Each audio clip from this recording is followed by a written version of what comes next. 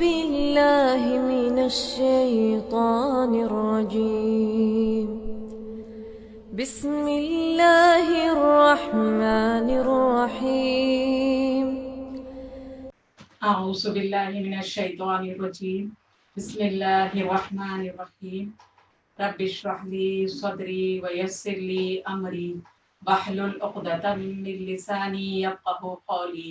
رب زدني علما. اللهم فقهنا في الدين. اللهم انفعنا بما علمتنا وعلمنا ما ينفعنا وزدنا علما. رب يسر ولا تؤثر وتمم بالخير وبك نستعين. نحمد ونصلي على رسوله الكريم اما بعد. السلام علیکم ورحمۃ اللہ وبرکاتہ. الحمدللہ مسلم گرلز ایسوسی ایشن کی جانب سے آن لائن سیرہ کلاسز شروع کی گئی ہیں. الحمدللہ اس کا آج 11واں لیکچر ہے، 11واں لیکچر ہے.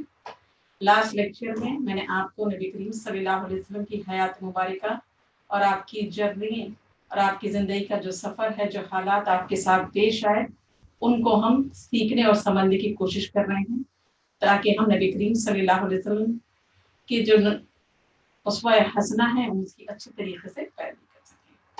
الحمدللہ لاسٹ ویک میں نے آپ کو بتایا تھا کہ کس طریقے سے نبی کریم صلی اللہ علیہ وسلم اپنے زندگی کے سخت ترین دور سے گزر رہے تھے.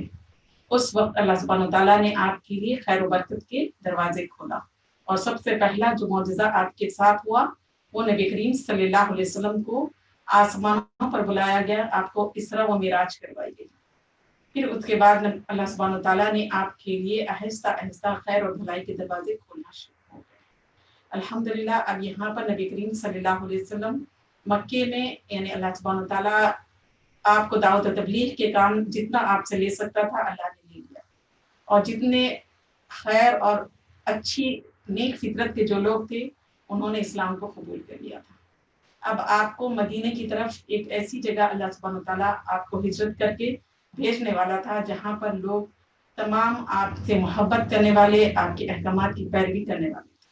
الحمدللہ اس سلسلے میں نے آپ کو بتایا تھا کہ بیعت عقبہ اولیہ ہوئی، جس میں چند سید اور نیک روحوں نے اور انفوس نے نبی کریم صلی اللہ علیہ وسلم کے ہاتھ پر بیعت کیا حج کے موقع پر، اور یہ وعدہ کیا کہ ہم ہر حال میں آپ کا ساتھ دیں گے. اس کے بعد آپ دیکھیں گے اس وقت نبی کریم صلی اللہ علیہ وسلم نے مصعب بن عمیر رضی اللہ تعالیٰ عنہ کو ایمبیسڈر بنا کر تعلیم و تربیت کے لیے آپ نے ان کو بھیجا. الحمدللہ اس کے بعد دوسرے سال اور ایک یعنی قافلہ اور ایک ڈیلیگیشن جو ہے، یعنی نبی کریم صلی اللہ علیہ وسلم کے حالات پر ان کا گہری نظر تھی. وہ دیکھ رہے تھے کہ نبی کریم صلی اللہ علیہ وسلم مکے میں کن حالات سے گزر رہے ہیں. یعنی آپ کی شدید مخالفت ہو رہی ہے، آپ ہر جگہ جاتے ہیں اور لوگوں کو اللہ کے دین کی دعوت دینے کی آپ کوشش کر رہے ہیں، اور آپ کو ستایا جا رہا ہے، آپ کو پریشان کیا جا رہا ہے، اور آپ مسلسل اپنے دعوت و تبلیغ کے کام کو جاری و ساری رکھے ہوئے ہیں. ایسے وقت میں مدینے کی سید روحوں کے اندر ایک تکلیف اور بے چینی پائی جاتی تھی. وہ چاہتے تھے کہ ہم کس طریقے سے نبی کریم صلی اللہ علیہ وسلم کی مدد کریں اور کس طریقے سے آپ صلی اللہ علیہ وسلم کی مصائب اور مشکلات کو ختم ہو جائے. جب دوسرے سال مدینے سے ایک ڈیلیگیشن جس میں 73 یعنی 73 لوگ تھے حج کے لیے آیا، تو اس وقت دوبارہ انہوں نے نبی کریم صلی اللہ علیہ وسلم سے ملاقات کی. تو اس یعنی ایلیجنس کو بیعت عقبہ کہا جاتا ہے، بیعت عقبہ ثانیہ بھی کہا جاتا ہے. بعض اسکالرز اس کو دوسری بیعت عقبہ بھی کہتے ہیں. تو یہ آپ دیکھیں نبوت کے 13واں سال تھا، اور موسم حج تھا، اور جون کے 622 میں یثرب یعنی مدینے کا جو پہلا نام ہے اس کا ذکر ہے. یہاں پر یثرب کے 70 سے زیادہ مسلمان فریض حج کی ادائیگی کے لیے مکہ تشریف لائے. یہ اپنی قوم کے مشرکوں حاجیوں میں شامل ہو کر آئے تھے، اور ابھی یثرب ہی میں تھے یا مکے کے راستے ہی میں تھے کہ آپس میں ایک دوسرے سے پوچھنے لگے کہ ہم کب تک نبی کریم صلی اللہ علیہ وسلم کو یوں ہی مکے کے پہاڑیوں میں چکر کاٹتے، ٹھوکرے کھاتے اور خوفزدہ کیے جاتے چھوڑے رکھیں گے. پھر جب یہ مسلمان مکہ پہنچ گئے تو درپردہ نبی کریم صلی اللہ علیہ وسلم کے ساتھ سلسلہ اور رابطہ شروع کیا، اور آخرکار اس بات پر اتفاق ہو گیا کہ دونوں فریق ایام تشریق کے درمیان کے دن یعنی 12 ذی الحجہ کو مینا میں یعنی مونا میں جمر اولا یعنی جمر عقبہ کے پاس جو گھاٹی ہے اس میں جمع ہوں گے، اور یہ اجتماع رات کی تاریکی میں بالکل سیکریٹلی اور سیکریٹ طریقے پر ہوگا۔ آئیے اب اس تاریخی اجتماع کے احوال یعنی اس کی جو ڈیٹیلز ہیں اور انصار کے ایک قائد یعنی انصار کے ایک لیڈر کی زبانی سنیے کہ یہی وہ اجتماع ہے جس نے اسلام و بت پرستی کی جنگ میں رفتار زمانے کا رخ موڑ دیا تھا۔ حضرت کعب بن مالک رضی اللہ تعالیٰ عنہ رضی اللہ تعالیٰ فرماتے ہیں کہ ہم لوگ حج کے لیے نکلے، نبی کریم صلی اللہ علیہ وسلم سے ایام تشریق کے درمیانی روز عقبہ میں ملاقات طے ہوئی، اور بالآخر وہ رات آ گئی جس میں نبی کریم صلی اللہ علیہ وسلم سے ملاقات طے کی۔ ہمارے ساتھ ہمارے ایک معزز سردار عبداللہ بن حرام بھی تھے جو ابھی اسلام نہ لائے تھے۔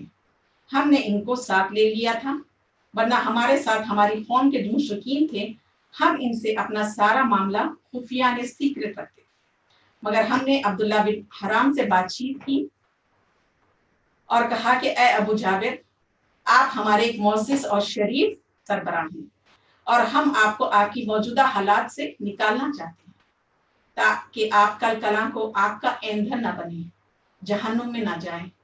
اس کے بعد ہم نے انہیں اسلام کی دعوت دی اور بتلایا کہ آج عقبہ میں نبی کریم صلی اللہ علیہ وسلم سے ہماری ملاقات طے ہے۔ انہوں نے اسلام قبول کر لیا اور ہمارے ساتھ عقبہ میں تشریف لے گئے، اور نقیب بھی مقرر ہوئے یعنی آپ لیڈر بھی مقرر ہوئے۔ حضرت کعب رضی اللہ تعالیٰ عنہ واقعے کی تفصیلات بیان کرتے ہوئے فرماتے ہیں، ہم لوگ حسب دستور اس رات اپنی قوم کی ہمراہ اپنے ڈیروں یعنی اپنے ٹینٹ میں سوئے ہوئے تھے۔ جب رات کا 1/3 حصہ گزر گیا تو اپنے ڈیروں سے اپنے خیموں سے نکل کر نبی کریم صلی اللہ علیہ وسلم کے ساتھ جو آلریڈی ایک مقام طے شدہ تھا وہاں پر ہم پہنچے۔ ہم اس طرح چپکے دبک کر نکلتے تھے جیسے چڑیا جو ہے برڈ اپنے گھونسلے سے سکڑ کر نکلتی ہے، یہاں تک کہ ہم سب عقبہ میں جمع ہو گئے۔ ہماری کل تعداد جو تھی وہ 75 تھی، یعنی بعض اسکالرز کہتے ہیں 73 73 اور بعض اسکالرز کہتے ہیں 75، تو یہاں پر 75 بتایا گیا ہے۔ 73 یعنی 73 جو تھے وہ مرد تھے اور 2 عورتیں تھیں۔ ان اور 2 عورتوں میں آپ دیکھیں گے ایک ام عمارہ تھی، ان کا نام نصیبہ بنت کعب تھا جو قبیلے بنو مازن بن نجار سے تعلق رکھتی تھی، اور دوسری تھی ام منیہ یعنی اسما بنت عمر تھی جن کا تعلق قبیلے یعنی ٹرائب بنو سلمہ سے تھا۔ تو الحمدللہ آپ دیکھیے کہ اس وقت بھی جبکہ یعنی ایلیجنس ہونے والا ہے اور پلیج ہونے والا ہے، اس وقت بھی خواتین بھی اس میں مکمل طور پر شریک، یعنی 2 خواتین اس ایلیجنس میں، حالانکہ آپ دیکھیے رات کا وقت تھا اور یہ بہت ہی سیکریٹلی کیا جا رہا تھا اور اس کی بہت ہی رازداری برتی جا رہی تھی اور بہت ہی خاموشی کے ساتھ لوگوں نے ملاقات کرنی تھی، لیکن آپ دیکھیں گے الحمدللہ اس پلیج میں بھی 2 خواتین شامل تھی۔ یعنی جو خواتین ہمت رکھتی ہیں، حوصلہ رکھتی ہیں اور اپنی سروسز اپنی خدمات کو دین اسلام کے لیے دینا چاہتی ہیں، تو ان کی صلاحیت اور ان کی خوبیاں اور ان کے کریکٹرسٹک کی وجہ سے آپ دیکھیں گے یعنی جو مرد کا ڈیلیگیشن ہوتا ہے، یعنی جن کاموں کو ہم مردوں تک یعنی میل تک محدود سمجھتے ہیں، خواتین کی صلاحیت کی بنیاد پر، ان کی خوبیاں اور ان کے کریکٹرسٹک کی بنیاد پر ان کو بھی ایسے معاہدوں میں شریک رکھا گیا الحمدللہ۔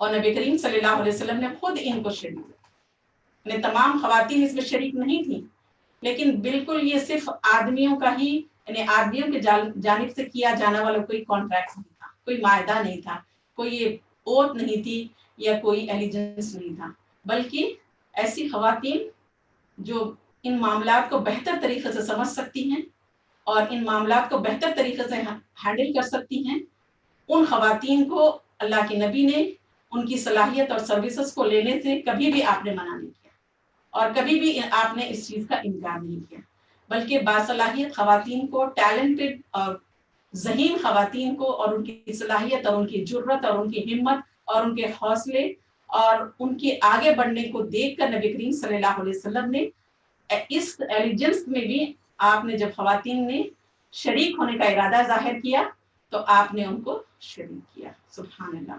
تو یہ 2 خواتین اس میں شریک رہی. کون سی تھی؟ ام عمارہ تھی، ان کا نام نصیبہ بنت کعب بھی آتا ہے، اور دوسرا ام منیہ یعنی عظمہ بنت عمرو تھی. سبحان اللہ.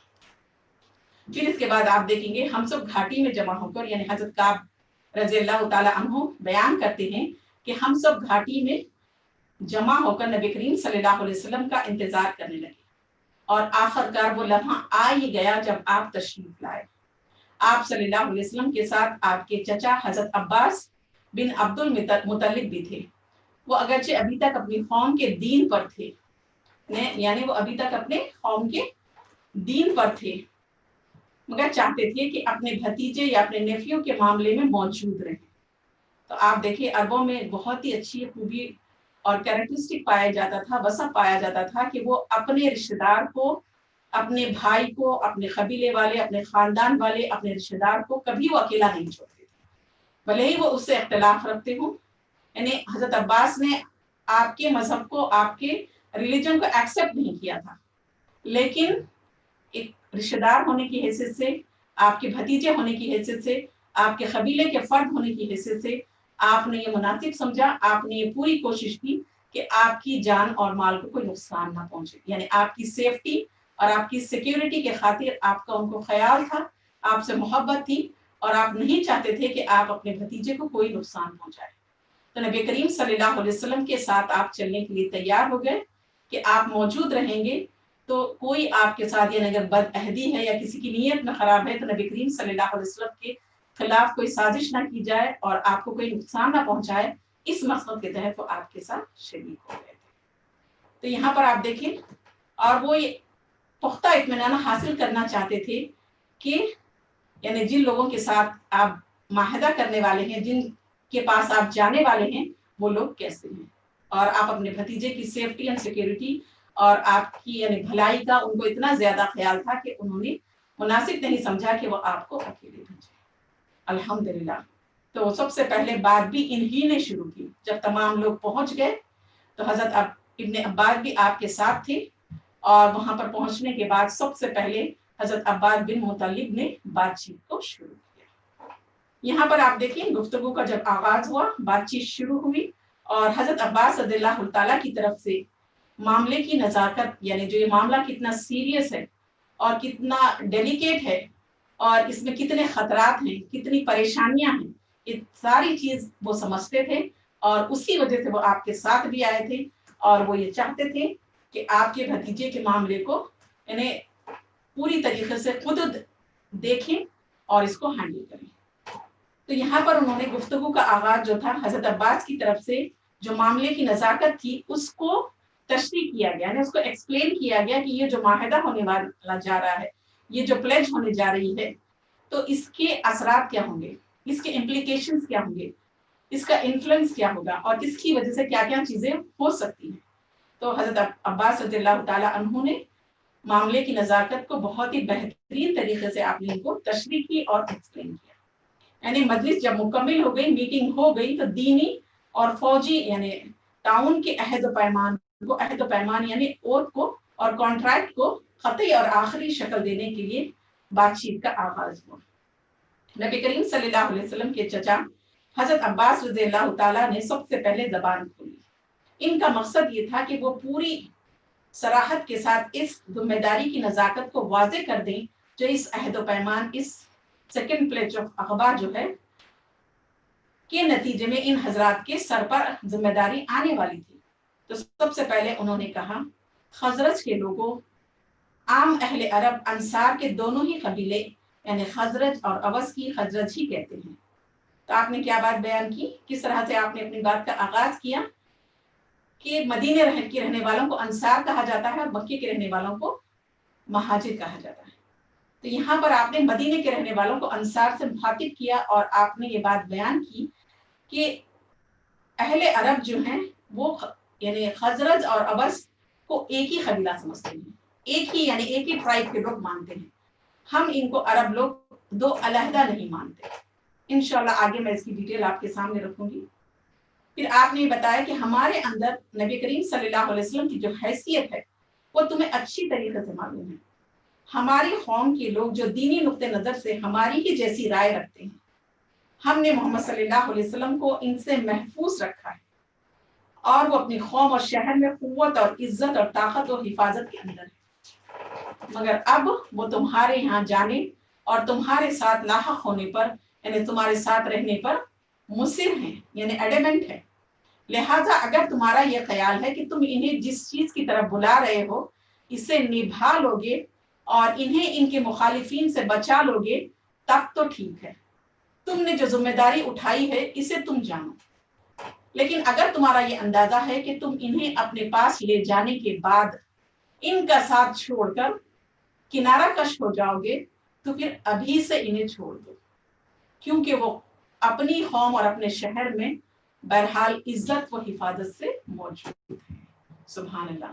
تو یہاں پر انہوں نے حضرت ابن عباس نے میک شور کیا کہ اگر تم لوگ یہ چاہتے ہو نبی کریم صلی اللہ علیہ وسلم کو اپنے ساتھ لے جاؤ تو پھر ان کی حفاظت کی بھی ذمہ داری، ہر چیز کا تعاون کرنا، ہیلپ کرنا، مدد کرنا تمہاری ذمہ داری، اور اچھے میں برے میں ہر ایک میں آپ کو ان کا ساتھ دینا ہوگا.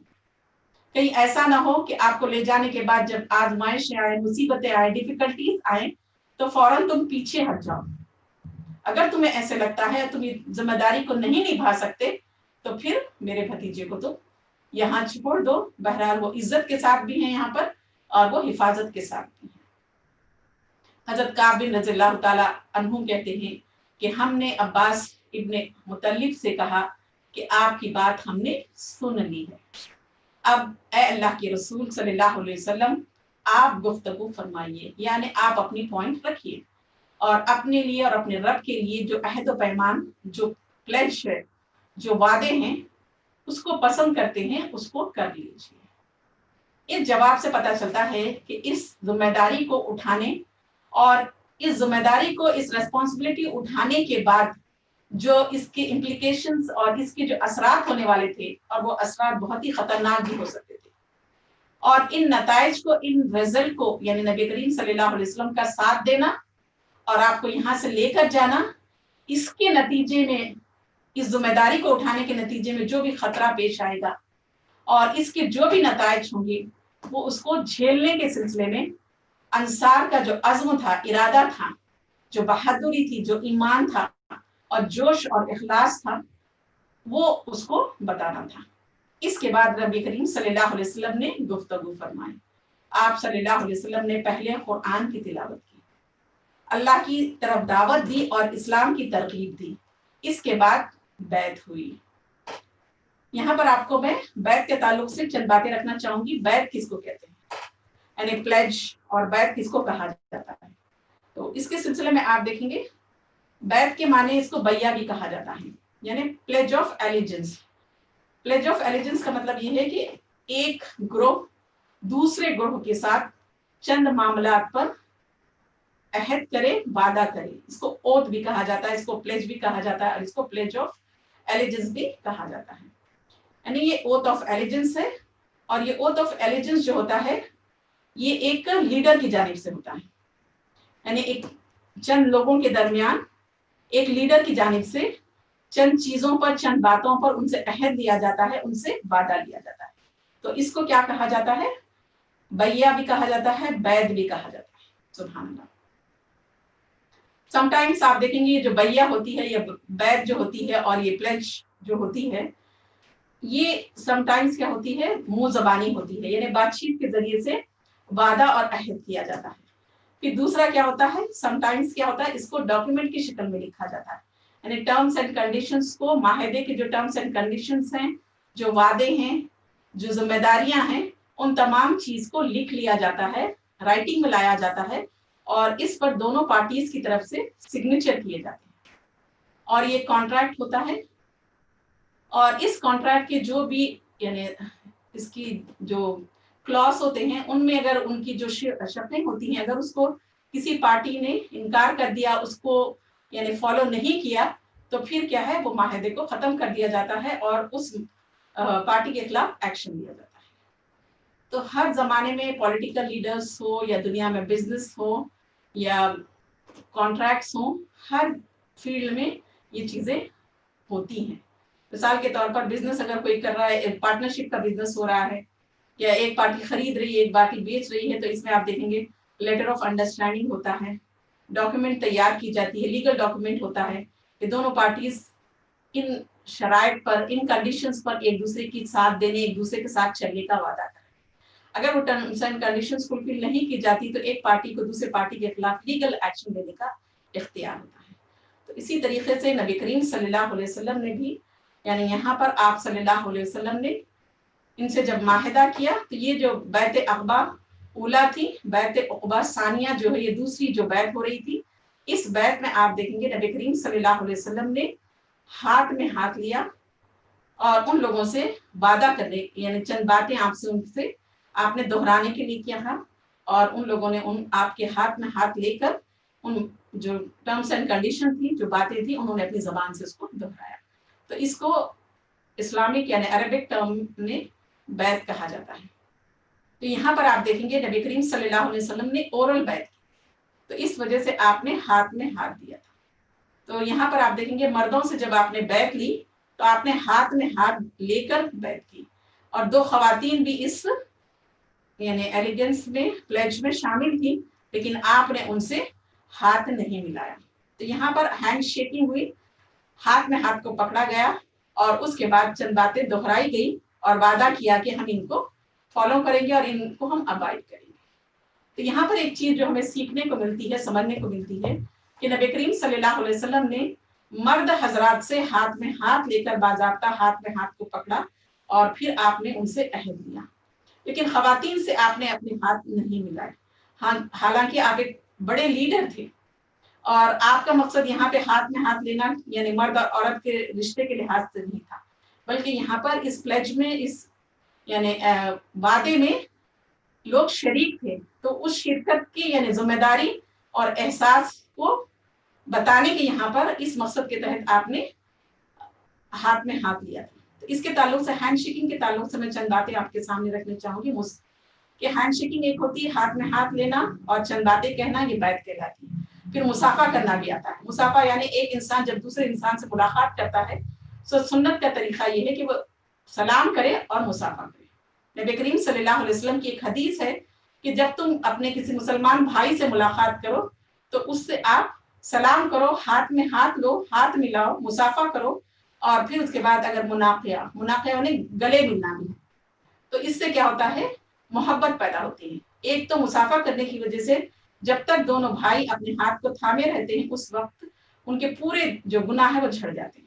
پھر دوسرا یہ بتایا گیا کہ دل سے جب دل ملتا ہے، مناقیہ یعنی گلے ملتے ہیں، تو آپ دیکھیں گے محبت پیدا آتی ہے دل سے دل رکھنے کی وجہ سے. تو یہاں پر فزیکل ٹچ کی بات آئی کہ فزیکل ٹچ کی وجہ سے بھی انسانوں کے دلوں میں محبت پیدا ہوتی ہے، اور اس کو ایکٹ آف ورشپ بتایا گیا ہے، یعنی اس کی وجہ سے گناہ معاف ہوتے ہیں اور محبت پیدا کرنے کا یہ ذریعہ ہوتا ہے، اور یہ اسلامی اور مسمون طریقہ ہمیں بتایا گیا. لیکن یہاں پر بزنس میں ہو یا پولیٹکس میں ہو، جب ہاتھ ملایا جاتا ہے تو اس کا مطلب یہ ہے کہ چند ٹرمز اینڈ کنڈیشنز پر دونوں پارٹیز متفق ہوئے ہیں اور دونوں پارٹیز نے ساتھ کام کرنے کے لیے کسی پروجیکٹ پر ارادہ ظاہر کیا ہے، اور اب دونوں وہ جو علیحدہ تھے اب وہ ایک ہو گئے. اس کا مطلب یہ ہے. تو یہاں پر آپ دیکھیں گے جب یہ پلیج ہو رہی تھی تو ہمارے یہاں اللہ کے نبی نے یہ بات بیان کی ہے کہ مرد مرد سے مسافہ کرے گا، مرد مرد سے گلے ملے گا، عورت عورت سے ملاقات کرے گی تب وہ کیا ہے، مسافہ کرے گی، ہاتھ ملائے گی، ہینڈ شیک کرے گی، اور پھر وہ ہے یعنی مناقیہ نے گلے ملے گی. یہ ہمیں سنت سے ثابت ہے. اور جب یہ ڈیل ہو رہی تھی یعنی بیعت ہو رہی تھی، اوتھ لیا جا رہا تھا، تو اس وقت نبی کریم صلی اللہ علیہ وسلم نے جتنے مرد تھے ان کے ہاتھ، آپ کے ہاتھ پر انہوں نے ہاتھ ملایا، اور اس کے بعد اس سے ثابت ہوا کہ ہر شخص نے آپ سے وعدہ کیا ہے کہ ہر حال میں آپ کا ساتھ دیں گے. خواتین سے آپ نے نہیں لیا بلکہ آپ نے ان سے زبانی یعنی آپ نے ان سے زبانی عہد لیا تھا اور ان سے وعدہ لیا تھا. تو اس سے بھی پتہ چلتا ہے کہ ہر حال میں مرد اور عورت کا ایک دوسرے کو چھونا یا ایک دوسرے کو ہاتھ لگانا یا شیک ہینڈ کرنا اسلام میں حرام ہے. اسلام میں سختی سے منع کیا گیا ہے. تو ہم کسی ریزن سے یعنی کلچرل کے طور پر ہم جاب کرتے ہیں یا بزنس میں ہیں یا ہم کوئی بزنس ڈیل فائنل کر رہے ہیں یا پولیٹیکل لیڈر ہیں بہت ہائیسٹ پوزیشن پہ ہیں, تو کسی بھی خاتون کو اس بات کی اجازت نہیں ہے. اس سے ہمیں پتہ چلتا ہے کہ وہ کسی بھی حال میں کسی بھی وقت کسی مرد سے ہاتھ نہیں ملا سکتی اور وہ مصافحہ نہیں کر سکتی. اور اگر وہ کوئی ڈیل فائنل کر رہی ہے تو اینڈ آف دا ڈیل کیا ہوتا ہے, ہینڈ شیک کیا جاتا ہے, تو ہینڈ شیک بھی نہیں کر سکتی. ہمارے یہاں کیا ہوتا ہے کہ پڑھے لکھے لوگ بہت پوزیشنز پہ جو لوگ ہوتے ہیں تو ایک بزنس کلچر کا ایک حصہ ہے یا ایک نان مسلم کلچر کا ایک حصہ ہے کہ جب مرد ہو یا عورت کوئی بھی ہو جب وہ ملاقات کرتے ہیں تو ہاتھ ملاتے ہیں اور گلے ملتے ہیں. تو اسلام اس چیز کی اجازت نہیں دیتا کہ کوئی بھی خاتون کتنے ہی ہائیسٹ لیول پر یعنی اس کی پوزیشن ہو یا وہ ملک کی پریزیڈنٹ بھی ہو تب بھی یا پرائم منسٹر بھی ہو تب بھی یا کسی بزنس ڈیلنگ میں ہو تب بھی وہ خاتون شامل ہو سکتی ہے, وہ کام کر سکتی ہے, لیکن ہینڈ شیک نہیں کر سکتی, وہ ہاتھ نہیں ملا سکتی ہے. اس سے ہمیں یہ بات پتہ چل رہی ہے کہ اللہ کے نبی یہ پولیٹیکل معاہدہ تھا اور آپ یعنی مدینے والوں سے آپ نے یہ ڈیل کی تھی اور یہ فائنلائز ہوا تھا. تو اس میں خواتین بھی شامل تھیں, تو اصولاً تو یہ ہونا چاہیے تھا کہ یہ خواتین سے بھی آپ ہاتھ ملاتے ہیں, لیکن آپ نے یہ ہمیں ثابت کیا کہ کوئی بھی مرد کتنی ہائیسٹ لیول آف پوزیشن پہ ہو وہ کسی دوسری خاتون نامحرم جو ہے اس سے ہاتھ نہیں ملا سکتا کسی بھی سچویشن میں. تو اس طریقے سے آپ نے تمام یہاں پہ جو خواتین تھیں اس سے آپ نے ان سے اورلی لیا ہے. لیکن صلح حدیبیہ کے وقت میں آپ دیکھیں گے یہاں پر یہ جو بیعت عقبہ ثانیہ جو تھی وہ اورل تھی, اورلی یعنی زبانی عہد کیا گیا تھا, اور لیا گیا تھا. لیکن صلح حدیبیہ کے وقت میں آپ دیکھیں گے جب مشرکین مکہ سے یعنی کانٹریکٹ ہوا تھا, ڈیل ہوئی تھی, تو اس وقت آپ دیکھیں گے باضابطہ یہ اس کو ڈاکیومنٹیشن کیا گیا تھا, اس کو لکھا گیا تھا اور اس پر سگنیچر کی گئی تھی. تو یہاں پر آپ دیکھیں یہ جو بیعت عقبہ ہے, second pledge of Aqaba woman pledge اورلی جو ہے, اس کی جو دفعات ہے وہ چند میں آپ کے سامنے رکھنا چاہوں گی. دفعات کے معنی اس کی جو یہ ٹرمز ہے جو کنڈیشنز تھی وہ میں آپ کے سامنے رکھنا چاہوں گی. تو یہاں پر آپ دیکھیں بیعت کی دفعات میں سب سے پہلی جو ہے بیعت کا جو واقعہ ہے ہمیں صحیح احادیث کی کتابوں میں ملتی ہے کہ امام احمد رحم اللہ نے فرمایا کہ حضرت جابر رضی اللہ تعالیٰ سے تفصیل کے ساتھ روایت کیا کہ حضرت جابر رضی اللہ تعالیٰ کا بیان ہے کہ ہم نے عرض کیا اے اللہ کے رسول صلی اللہ علیہ وسلم, ہم آپ صلی اللہ علیہ وسلم سے کس بات پر بیعت کریں یعنی وعدہ کرے, عہد کرے, اوتھ لیں. آپ صلی اللہ علیہ وسلم نے فرمایا اس بات پر کہ سب سے پہلی چیز چستی اور سستی ہر حال میں بات سنو گے اور بات مانو گے. The articles of the second Aqaba pledge کیا تھی؟ To listen and obey in every difficulty and ease. تو اس کا کیا مطلب یہ ہے کہ ہم چاہے خوشی میں ہو, چاہے نبی کریم صلی اللہ علیہ وسلم کی بات سمجھ میں آ رہی ہو یا نہ آ رہی ہو. کہ دوسرا یہ ہے کہ حالات کتنے ہی اچھے ہوں یا حالات کتنے ہی خراب ہو, ہر وقت میں ہر حال میں نبی کریم صلی اللہ علیہ وسلم کا ساتھ دیں گے. پھر دوسرا تھا جو آرٹیکل جو اس کا تھا تنگی اور خوشحالی ہر حال میں مال خرچ کریں گے. The second article of بیعت عقبہ جو تھی وہ کیا تھی؟ To spend in plenty as well as in scarcity. یعنی ہمارے پاس مال ہوگا تب بھی ہم آپ کا ساتھ دیں گے, خرچ کریں گے, اور ہمارے پاس مال نہیں ہوگا جو کچھ بھی ہوگا اس میں سے بھی ہم خرچ کرنے کی کوشش کریں گے. پھر تیسری چیز جو یہاں پر بیان کی گئی وہ ہے کہ بھلائی کا حکم دو گے اور برائی سے روکو گے. تو یہاں پر یہ بات بیان کی گئی کہ بھلائی کا حکم دیں گے اور برائی سے روکیں گے. To enjoy good and forbid evil, یعنی نیکیوں کا حکم دینا اور برائی سے روکنا. پھر اس کے بعد آپ دیکھیں گے چوتھی جو چیز تھی وہ یہ کہ اللہ کی راہ میں اٹھ کھڑے ہوں گے اور اللہ کے معاملے میں کسی ملامت کرنے والے کی ملامت کی ہرگز بھی پرواہ نہیں کریں گے. انشاءاللہ لیکچر ختم ہونے کے بعد میں آپ کو سوال کا موقع دوں گی تو آپ لوگ سوال کر سکتے ہیں, ٹھیک ہے.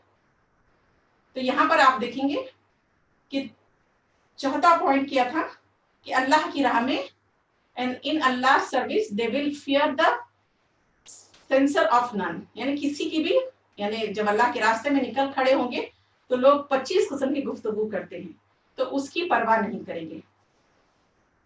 5वां पॉइंट था, और जब मैं तुम्हारे पास आ जाऊंगा तो मेरी मदद करोगे, और जिस चीज से अपनी जान और बाल बच्चों की हिफाजत करते हो इसी तरह से मेरी भी हिफाजत करोगे।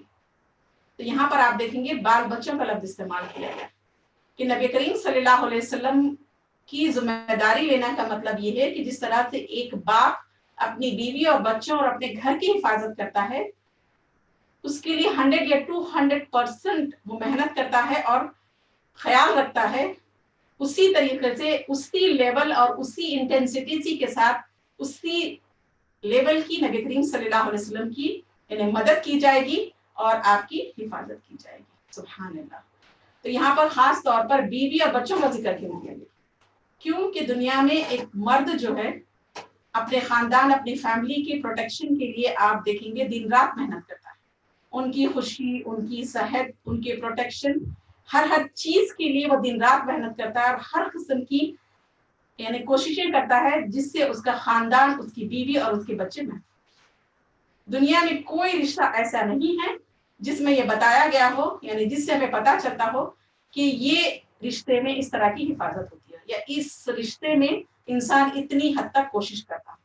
तो एक मर्द अपनी बीवी अपने बच्चे और अपने घर के लिए जिस तरह से दिलजोई के साथ मोहब्बत के साथ इखलास के साथ लिल्लाहियत के साथ कोशिश करता है, उसी तरीके से नबी करीम सल्लल्लाहु अलैहि वसल्लम की हिफाजत में और मदद के लिए वो इस तरीके से इतने ही लेवल की कोशिश लिल्लाहियत दिलजोई और खुलूस से वो काम करेंगे। फिर इसके बाद आप सल्लल्लाहु अलैहि वसल्लम ने फरमाया और इसके बदले में तुम्हारे लिए क्या है? जन्नत है। सुभान अल्लाह, कितनी बेहतरीन बात बयान की गई ना कि इस सेकंड प्लेज ऑफ अखबा के जो आर्टिकल्स थे वो क्या थे?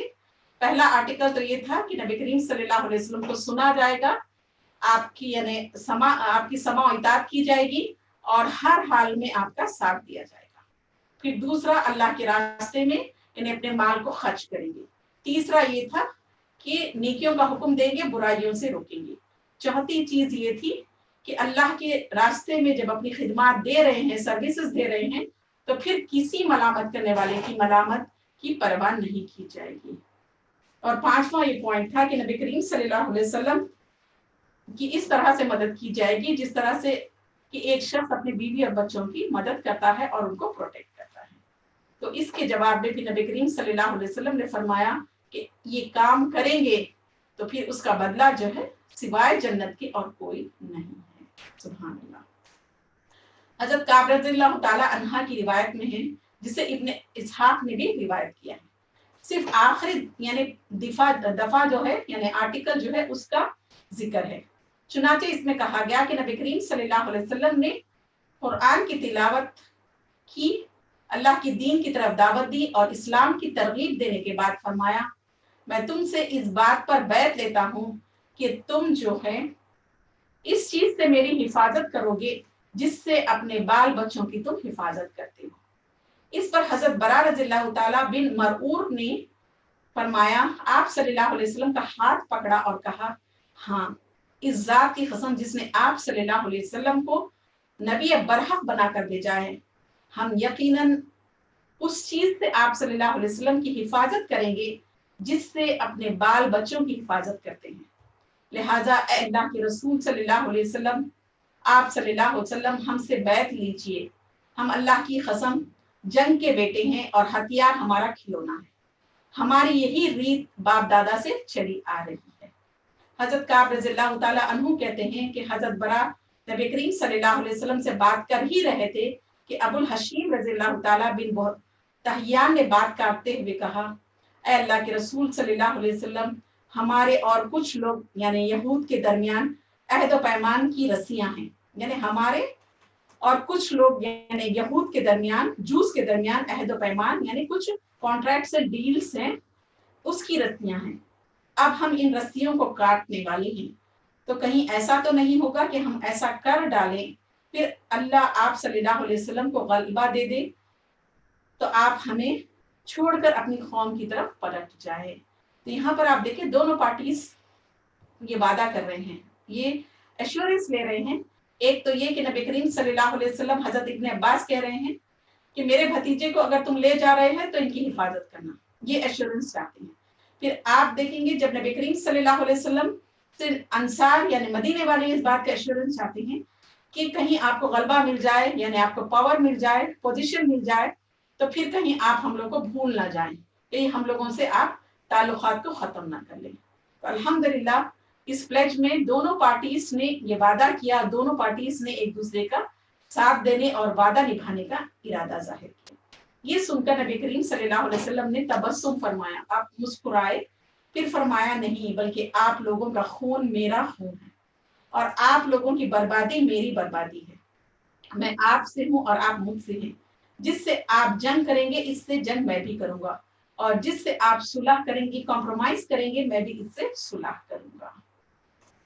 تو یہاں پر آپ دیکھیں یعنی بیعت جو ہو رہی تھی، اس کی جو اثرات ہونے والے تھے اور اس کے جو امپلیکیشنز ہونے والے تھے، اس کو بار بار دہرایا گیا کہ دیکھو نبی کریم صلی اللہ علیہ وسلم کا ساتھ دینا اس کا مطلب کوئی آسان نہیں ہے، بلکہ اس کے بدلے کے طور پر بہت سارے نقصانات ہوں گے، دور دور تک فائدہ ہوگا نظر آنے کے چانسز نہیں ہیں۔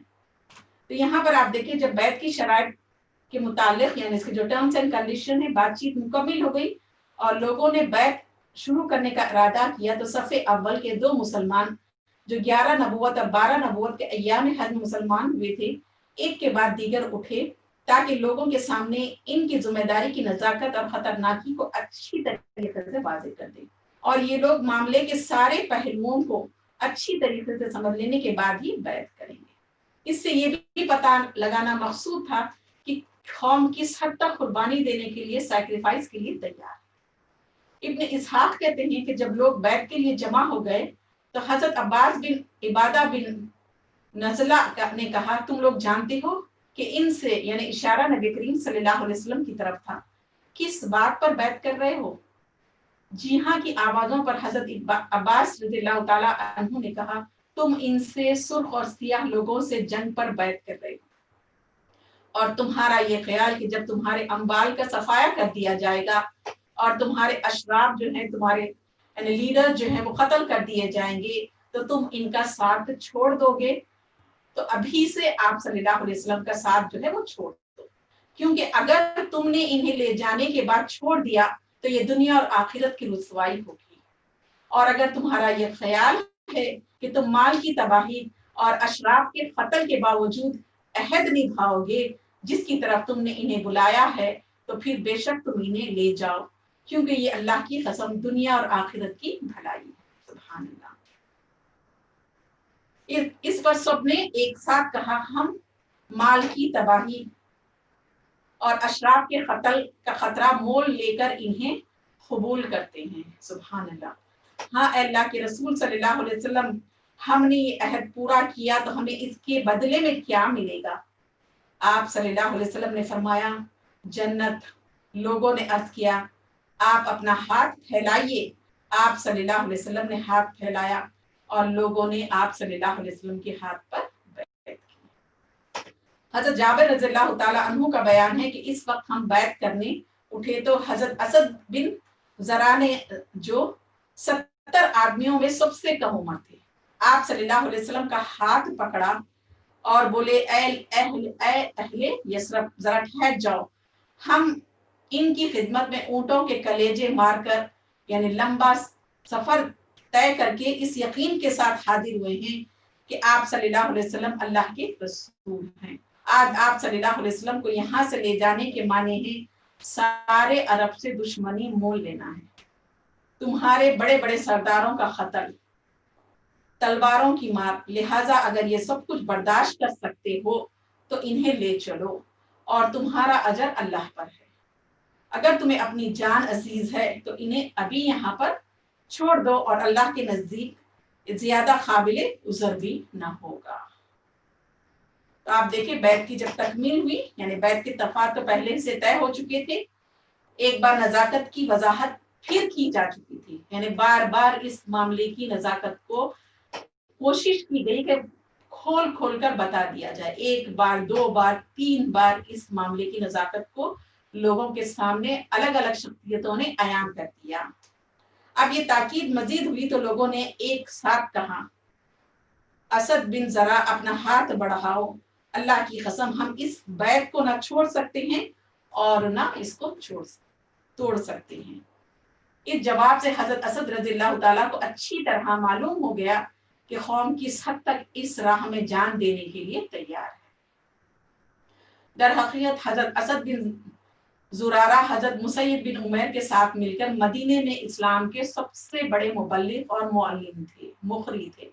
اس لیے نیچرل یعنی طبعی طور پر وہی ان بیت کنندگان کے دینی سربراہ یعنی لیڈر بھی تھے، اور اسی لیے سب سے پہلے انہی نے بیعت بھی کی، انہوں نے ہی بیعت کی۔ چنانچہ ابن اسحاق کی روایت ہے کہ بنو نجار کہتے ہیں کہ ابو امامہ اسد بن زرع سب سے پہلے آدمی ہیں جنہوں نے نبی کریم صلی اللہ علیہ وسلم سے ہاتھ ملایا، اور اس کے بعد بیعت عامہ ہوئی، یعنی ہر ایک نے بیعت کی۔ حضرت جابر رضی اللہ تعالیٰ عنہ کا بیان ہے کہ ہم لوگ ایک ایک آدمی کر کے اٹھے اور آپ صلی اللہ علیہ وسلم نے ہم سے بیعت لی اور اس کے عوض اس کے بدلے جنت کی بشارت دی۔ باقی رہی وہ دو عورتیں جو اس موقع پر حاضر تھیں، تو ان کی بیعت صرف زبانی ہوئی، اور نبی کریم صلی اللہ علیہ وسلم نے کبھی کسی اجنبی عورت سے مصافحہ نہیں کیا۔ سبحان اللہ۔ اس کے بعد جب بیعت مکمل ہو چکی تو نبی کریم صلی اللہ علیہ وسلم نے یہ سجیشن رکھا کہ 12 لیڈر منتخب کر کے لے جائیں جو اپنی اپنی قوم کے نقیب ہوں گے یعنی لیڈر ہوں گے، اور اس بیعت کی دفعات یعنی جو آرٹیکلز ہیں پر عمل درآمد کے لیے یعنی اس کو امپلیمنٹ کرنے کے لیے اپنی قوم کی طرف سے وہی ذمہ داری اور مکلف ہوں گے۔ یعنی آپ نے جیسے یہ کام ہو گیا، آپ نے چیزوں کو آرگنائز کیا اور آپ نے 12 لوگوں کو لیڈر بنایا اور ان سے کہا کہ تم اپنے اپنے قبیلے میں جاؤ اور یہ جو دفعات یا آرٹیکلز ہیں اس بیعت کے ان سے ان کو واقف کرواؤ، اور اس کو یعنی لاگو کرنے کے لیے ہر دم کوشش کرتے رہیں، اور اس کے لیے آنسربل وہ لوگ نبی کریم صلی اللہ علیہ وسلم کو ہوں گے۔ یعنی ہر قبیلے کی طرف سے جب ایک نقیب مقرر کیا گیا تو وہ نبی کریم صلی اللہ علیہ وسلم کو اس اوت کے اس بیعت کو عمل درآمد کرانے کے لیے ذمہ دار بھی ہوں گے، مکلف بھی ہوں گے، اور نبی کریم صلی اللہ علیہ وسلم کے سامنے آنسربل بھی۔ پھر آپ کا ارشاد تھا کہ آپ لوگ اپنے اندر سے 12 نقیب پیش کیجیے، تو آپ نے خود سے یہ نہیں کہا کہ فلاں فلاں کو میں لیڈر بناتا ہوں یا ذمہ دار بناتا ہوں، ریسپانسبل بناتا ہوں، بلکہ تم لوگ اپنے اپنے لیڈر کو پریزنٹ کرو، میں انہی کو فائنل کر دوں گا تاکہ وہی لوگ اپنی قوم کے معاملات کے ذمہ دار ہوں۔ آپ صلی اللہ علیہ وسلم کے اس ارشاد پر فوراً ہی نقیبوں کا انتخاب بھی عمل میں آ گیا۔ 9 خزرج سے منتخب کیے گئے تھے اور 3 اوس تھے، تو ان کے نام بھی میں آپ کے سامنے رکھ دوں۔ خزرج کے جو نخبہ تھے ان میں اسد بن زرع بن عدس، دوسرے سعد بن ربیعہ بن عمرو، تیسرے عبداللہ بن رواحہ بن ثعلبہ، چوتھے رافع بن مالک بن عجلان، پانچویں برارہ بن معروف بن صخر، چھٹے عبداللہ بن عمرو بن حرام، ساتویں عبادہ بن سامت بن قیس، آٹھویں سعد بن عبادہ بن دلیل، 9 جو تھے منذر بن عمرو بن خنیس، اور اوس کے نخبہ جو تھے ایک اسید بن حزیر بن سماک، دوسرے سعد بن خثیمہ بن حارث، اور تیسرے رفاعہ بن عبد المنظر بن زبیر۔ جب ان نقبہ کا لیڈرز کا ریسپانسبل پرسن کا انتخاب ہو چکا سلیکشن، تو ان سے سردار اور ذمہ دار ہونے کی حیثیت سے نبی کریم صلی اللہ علیہ وسلم نے ایک اور عہد دیا۔ سبحان اللہ۔ آپ دیکھیں پہلے تو عام عہد پورے لوگوں سے لیا گیا، پھر اس کے بعد جب ان میں سے 12 لوگوں کو ان کی ان معاملات کو یہ ان کو ریسپانسبلٹی دی گئی، تو پھر ان 12 لوگوں سے آپ صلی اللہ علیہ وسلم نے الگ سے عہد دیا۔ تو ان لوگوں سے جو نقیب تھے ان سے 2 عہد ہوئے، ایک عام عہد اور دوسرا یہ ذمہ داری کا عہد۔ اور آپ صلی اللہ علیہ وسلم نے فرمایا آپ لوگ اپنی قوم کے جملہ معاملات کے کفیل ہیں، جیسے حواری حضرت عیسیٰ علیہ السلام کی جانب سے کفیل ہوئے تھے، اور میں اپنی قوم یعنی مسلمانوں کا کفیل ہوں۔ ان سب نے کہا جی ہاں۔ سبحان اللہ۔ تو نبی کریم صلی اللہ علیہ وسلم نے پوری قوم اور ملت کی طرف سے آپ نے سب سے وعدہ لیا، اور ایک عام لیا اور ایک دوسرا خاص لیا۔ جب معاہدہ مکمل ہو چکا تھا اور اب لوگ بکھرنے ہی والے تھے کہ ایک شیطان کو اس کا پتہ چل گیا۔ چونکہ یہ انکشاف بالکل آخری لمحات میں ہوا تھا، اتنا موقع نہ تھا کہ یہ سب خبر چپکے سے قریش کو پہنچا دی جائے، اور وہ اچانک اس اجتماع کے شرکا پر ٹوٹ پڑے اور انہیں گھاٹی ہی میں جان لیں۔ اس لیے شیطان نے جھٹ ایک اونچی جگہ کھڑے ہو کر نہایت بلند آواز سے جو شاید ہی کبھی سنی گئی ہو، یہ پکار لگائی، خیمے والوں محمد صلی اللہ علیہ وسلم کو دیکھو، اس وقت بددین ان کے ساتھ ہیں اور تم سے لڑنے کے لیے جمع ہوئے ہیں۔ نبی کریم صلی اللہ علیہ وسلم نے فرمایا یہ اس گھاٹی کا شیطان ہے اور اللہ کے دشمن سن، اب میں تیرے لیے جلد ہی فارغ ہو رہا ہوں۔ اس کے بعد آپ صلی اللہ علیہ وسلم نے لوگوں سے فرمایا کہ وہ اپنے خیمے یعنی ڈیروں میں واپس چلے جائیں۔ اس شیطان کی آواز سن کر حضرت عباد بن عبادہ بن نزلہ نے فرمایا اس ذات کی قسم جس نے آپ صلی اللہ علیہ وسلم کو حق کے ساتھ معبوس فرمایا ہے، آپ چاہیں تو ہم کل اہل مینا پر اپنی یعنی ہتھیار کے ساتھ ٹوٹ پڑے۔ آپ صلی اللہ علیہ وسلم نے فرمایا ہمیں اس کا حکم نہیں دیا گیا ہے، بس آپ لوگ اپنے ڈیروں میں چلے جائیں۔ اس کے بعد لوگ واپس جا کر سو گئے یہاں تک کہ صبح ہو گئی۔ یہ خبر قریش کی کانوں تک پہنچی تو غم و عالم کی شدت سے ان کے اندر کوہرام مچ گیا، کیونکہ اس جیسی بیعت کے جو نتائج ان کی جان و مال پر ہو سکتے تھے اس کا انہیں اچھی طریقے سے اندازہ تھا۔ چنانچہ صبح ہوتے ہی ان کے جو روسا ہیں یعنی ان کے جو بڑے بڑے لوگ ہیں، اکابرین جو ہیں، ان کے جو بڑے بڑے لیڈرز تھے، بڑے بڑے سردار جو تھے، ایک بہت ہی بڑا ڈیلیگیشن نے، ایک بھاری برکم ڈیلیگیشن نے اس معاہدے کے خلاف سخت احتجاج کیا۔ اہل یثرب کے خیموں کا رخ کیا اور یوں انہوں نے ان سے بات چیت کی۔ خزرج کے لوگوں، ہمیں معلوم ہے کہ آپ لوگ ہمارے اس صاحب کو ہمارے درمیان سے نکال لے جانے کے لیے آئے اور ہم سے جنگ کرنے کے لیے ان کے ہاتھ پر بیعت کر رہے، حالانکہ کوئی عرب قبیلہ ایسا نہیں جس سے جنگ کرنا ہمارے لیے اتنا زیادہ ناگوار ہو جتنا آپ حضرات سے ہے۔ لیکن چونکہ مشرکین خزرج اس بیعت کے بارے میں سرے سے کچھ جانتے ہی نہیں تھے، کیونکہ یہ مکمل رازداری کے ساتھ سیکریسی کے ساتھ رات کی تاریکی میں عمل میں آئی تھی، اس لیے ان مشرکین نے اللہ کی قسم کھا کھا کر یقین دلایا کہ ایسا کچھ ہوا ہی نہیں ہے، ہم اس طرح کی کوئی بات سرے سے جانتے ہی نہیں۔ بلا آخر یعنی وفد کے جو ڈیلیگیشن میں تھا عبداللہ بن سلول کے پاس پہنچے، وہ بھی کہنے لگا یہ باطل ہے، ایسا نہیں ہوا ہے اور یہ تو ہو ہی نہیں سکتا کہ میری قوم مجھے چھوڑ کر اس کام کو کر ڈالے، اگر میں یثرب میں ہوتا تو بھی مجھ سے مشورہ کیے بغیر میری قوم ایسا نہ کرتی۔ باقی رہے مسلمان تو انہوں نے کھنکیوں سے ایک دوسرے کو دیکھا اور چپ سادھ لی، ان میں سے کسی نے ہاں یا نہ کے ساتھ زبان ہی نہیں کھولی۔ آخر روسائے قریش کا رجحان یہ رہا کہ مشرکین کی بات سچ ہے، اس لیے وہ نامراد واپس لوٹ گئے۔ روسائے مکہ تقریباً اس یقین کے ساتھ پلٹے کہ یہ خبر غلط ہے، لیکن اس کی قرید میں برابر لگے رہے، چھان بین میں برابر کوشش کرتے رہے اور انہیں یقینی طور پر معلوم ہو گیا کہ خبر صحیح ہے اور بیعت ہو چکی ہے، لیکن یہ پتہ اس وقت چلا جب کہ حجاج اپنے اپنے وطن روانہ ہو چکے تھے، اس لیے ان کے سواروں نے تیز رفتاری سے اہل یثرب کا پیچھا کیا، لیکن موقع نکل چکا تھا۔ البتہ انہوں نے سعد بن عبادہ اور منذر بن عمرو کو دیکھ لیا اور انہیں جا پکڑا، لیکن منذر زیادہ تیز رفتار ثابت ہوئے اور نکل بھاگے۔ البتہ سعد بن عبادہ پکڑ لیے گئے اور ان کا ہاتھ گردن کے پیچھے انہی کے کجاوے کی رسی سے باندھ دیا گیا اور پھر انہیں مارتے پیٹتے اور بال نوچتے ہوئے مکے لے جایا گیا، لیکن وہاں موتم بن عدی اور حارث بن حرب بن امیہ نے آ کر چھڑوا دیا، کیونکہ ان دونوں کے جو قافلے مدینے سے گزرتے تھے وہ حضرت سعد ہی کی پناہ میں گزرتے تھے۔ ادھر انصار ان کی گرفتاری کے بعد باہم مشورہ کر رہے تھے کیوں نہ دھاوا بول دیا جائے، مگر اتنے میں وہ دکھائی پڑ گئے۔ اس کے بعد تمام لوگ بخیر مدینہ پہنچ گئے۔ یہی عقبہ کی دوسری بیعت ہے جسے بیعت عقبہ یا عقبہ کبریٰ کہا جاتا ہے۔ یہ بیعت ایک ایسی فضا میں عمل آئی جس میں محبت، وفاداری اور منتشر اہل ایمان کے درمیان تعاون، حلف و تناصر، باہمی اعتماد اور جان سپاری شجاعت کے جذبات چھپے ہوئے تھے۔ چنانچہ یثربی اہل ایمان کے دل اپنے کمزور مکی بھائیوں کی شفقت سے لبریز تھے، ان کے اندر ان بھائیوں کی حمایت کا جوش تھا اور ان پر ظلم کرنے والوں کے خلاف غم و غصہ تھا۔ ان کے سینے اپنے اس بھائی کی محبت سے سرشار تھی جسے دیکھے بغیر اللہ فی اللہ اپنا بھائی قرار دے لیا تھا، اور یہ جذبات و احساسات محض کسی عارضی اٹریکشن کا نتیجہ نہ تھے جو دن گزرنے کے ساتھ ختم ہو جاتی، بلکہ اس کا جو ڈائریکشن تھا ایمان باللہ اور ایمان بالرسول۔ اور ایمان بالکتاب تھا، یعنی وہ ایمان جو ظلم اور عداوت ان کی کسی بڑی سی بڑی قوت کے سامنے جھکنے نہیں دیتا۔ وہ ایمان کہ جب اس کو بہادری چلتی ہے تو عقیدہ و عمل میں عجائبات کا ظہور ہوتا ہے۔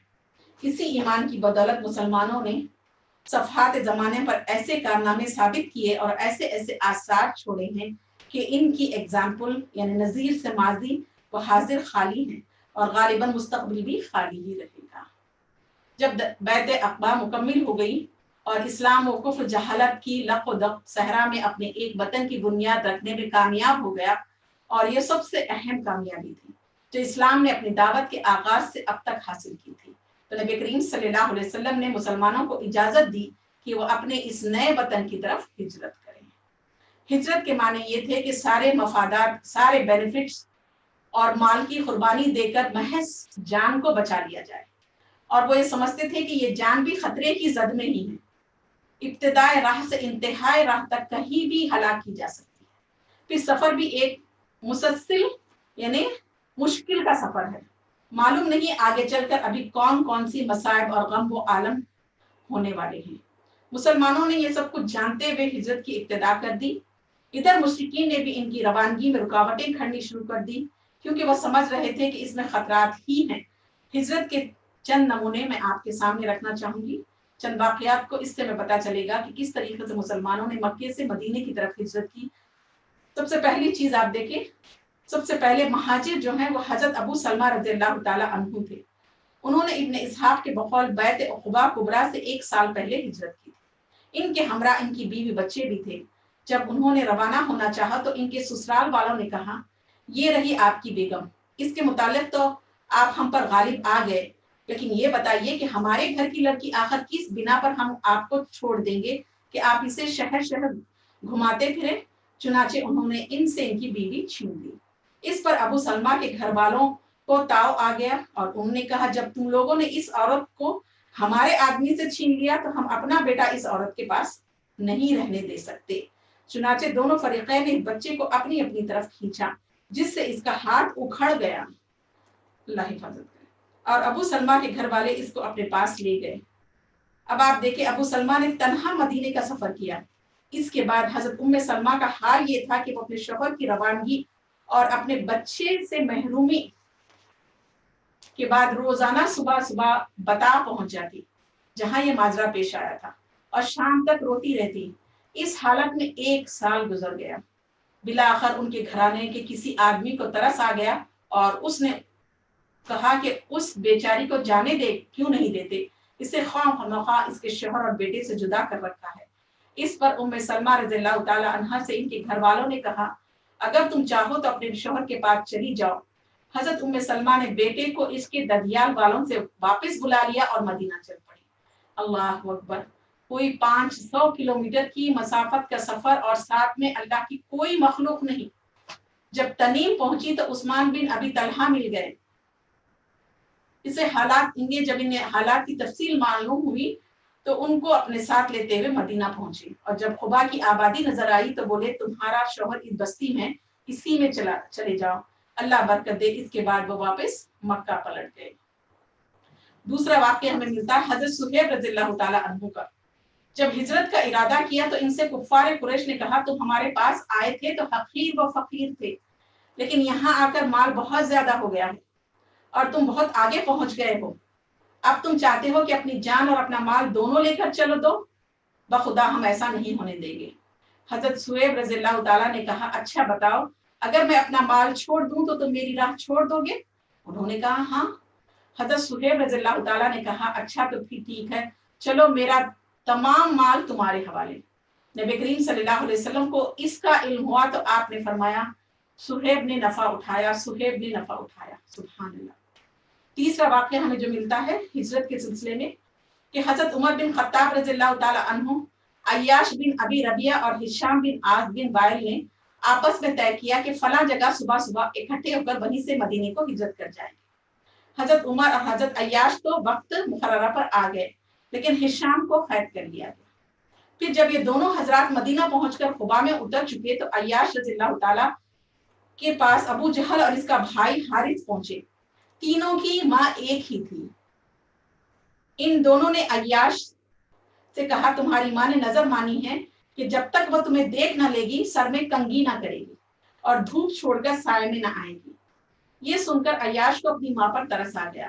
حضرت عمر رضی اللہ تعالیٰ عنہ نے یہ کیفیت دیکھ کر عیاش سے کہا عیاش دیکھو اللہ کی قسم یہ لوگ تم کو محض تمہارے دین سے فتنے میں ڈالنا چاہتے ہیں، لہٰذا ان سے ہوشیار رہو۔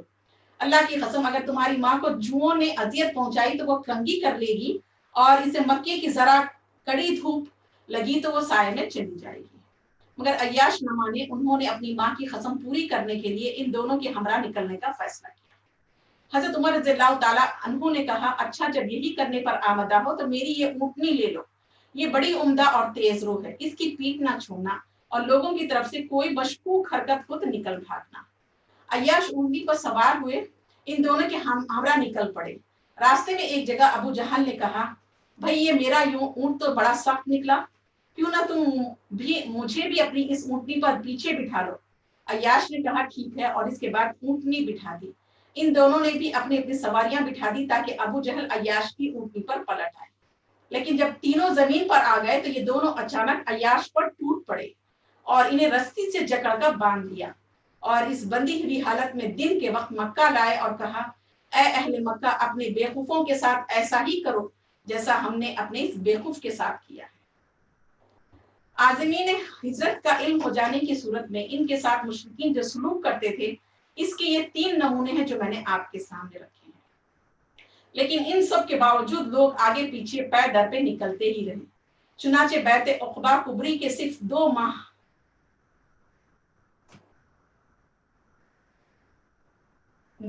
چند دن بعد مکے میں رسول اکرم صلی اللہ علیہ وسلم، حضرت ابوبکر اور حضرت علی رضی اللہ تعالیٰ کے علاوہ کچھ ایسے مسلمان ضرور رہ گئے تھے جنہیں مشرکین نے زبردستی روک رکھا تھا۔ ان دونوں حضرات حضرت ابوبکر اور حضرت علی کو بھی نبی کریم صلی اللہ علیہ وسلم نے روکے رکھا تھا۔ نبی کریم صلی اللہ علیہ وسلم نے بھی اپنا ساز و سامان تیار کر کے روانگی کے لیے اللہ کے حکم کا انتظار کر رہے تھے۔ حضرت ابوبکر رضی اللہ تعالیٰ عنہ کا ربط سفر بھی بندہ ہوا تھا۔ صحیح بخاری میں ہے، حضرت عائشہ رضی اللہ تعالیٰ سے مروی ہے کہ نبی کریم صلی اللہ علیہ وسلم نے فرمایا مجھے تمہارا مقام ہجرت دکھلایا گیا ہے، یہ لاوے کی 2 پہاڑیوں کے درمیان واقع ایک نخلستان علاقہ ہے۔ اس کے بعد لوگوں نے مدینے کی جانب ہجرت کی، آپ مہاجرین حبشہ بھی مدینہ ہی آ گئے۔ حضرت ابوبکر رضی اللہ تعالیٰ نے بھی سفر مدینہ کے لیے ساز و سامان تیار رکھا، لیکن نبی کریم صلی اللہ علیہ وسلم نے ان سے فرمایا ذرا رکے رہو کیونکہ توقع ہے مجھے بھی اجازت دے دی جائے گی۔ ابوبکر رضی اللہ تعالیٰ عنہ نے کہا میرے باپ آپ پر فدا، کیا آپ کو اس کی امید ہے؟ آپ صلی اللہ علیہ وسلم نے فرمایا ہاں۔ اس کے بعد ابوبکر رضی اللہ تعالیٰ عنہ رکے رہے تاکہ نبی کریم صلی اللہ علیہ وسلم کے ساتھ سفر کر سکے۔ ان کے پاس 2 اونٹنیاں تھیں، انہیں بھی 4 ماہ تک ببول کے پتوں کا خوب چارہ کھلایا گیا۔ جب مشرکین مکہ نے دیکھا کہ صحابہ اکرام تیار ہو کر نکل گئے ہیں اور بال بچوں اور مال و دولت کو بھی یعنی اس کی پرواہ نہیں کی اور اوس اور خزرج کے علاقے میں جا پہنچے تو ان میں بڑا کوہرام مچا، غم و عالم کے لاوے پھوٹ پڑے اور انہیں ایسا رنج ہوا اس سے کبھی سابقہ نہ پڑا تھا۔ اب ان کے سامنے ایک عظیم اور حقیقی خطرہ ظاہر ہو چکا تھا جو ان کے بت پرستانہ اور اکنامیکل اور یونٹی کے لیے چیلنج تھا۔ مشرکین کو معلوم تھا کہ نبی کریم صلی اللہ علیہ وسلم کے اندر کمال قیادت یعنی آپ کے اندر غیر معمولی یعنی لیڈرشپ کوالٹیز ہیں اور گائیڈ کرنے کی صلاحیتیں موجود ہیں، اور آپ کی یعنی آپ کے اندر جو آپ کی قیادت ہے یعنی آپ کی جو لیڈرشپ ہے، آپ کی جو رہنمائی ہے، اور اس کے ساتھ ساتھ آپ دیکھیں آپ کے اندر کس قدر انتہائی درجے کی قوت تاثیر بھی ہے، یعنی آپ صرف ایک بہترین لیڈر ہی نہیں تھے، ایک گائیڈ کرنے والے ایک رہنما ہی نہیں تھے، بلکہ آپ کی پرسنالٹی میں اور آپ کی بات میں ایک اثر تھا، اب وہ اثر بہت ہی زیادہ تھا۔ تو یہ تمام چیزوں سے وہ لوگ اچھی طریقے سے قریش مکہ واقف تھے، اور آپ صلی اللہ علیہ وسلم کے صحابہ میں کیسی عظیمت و استقامت اور کیسے جذبہ فداکاری پائی جاتی ہے۔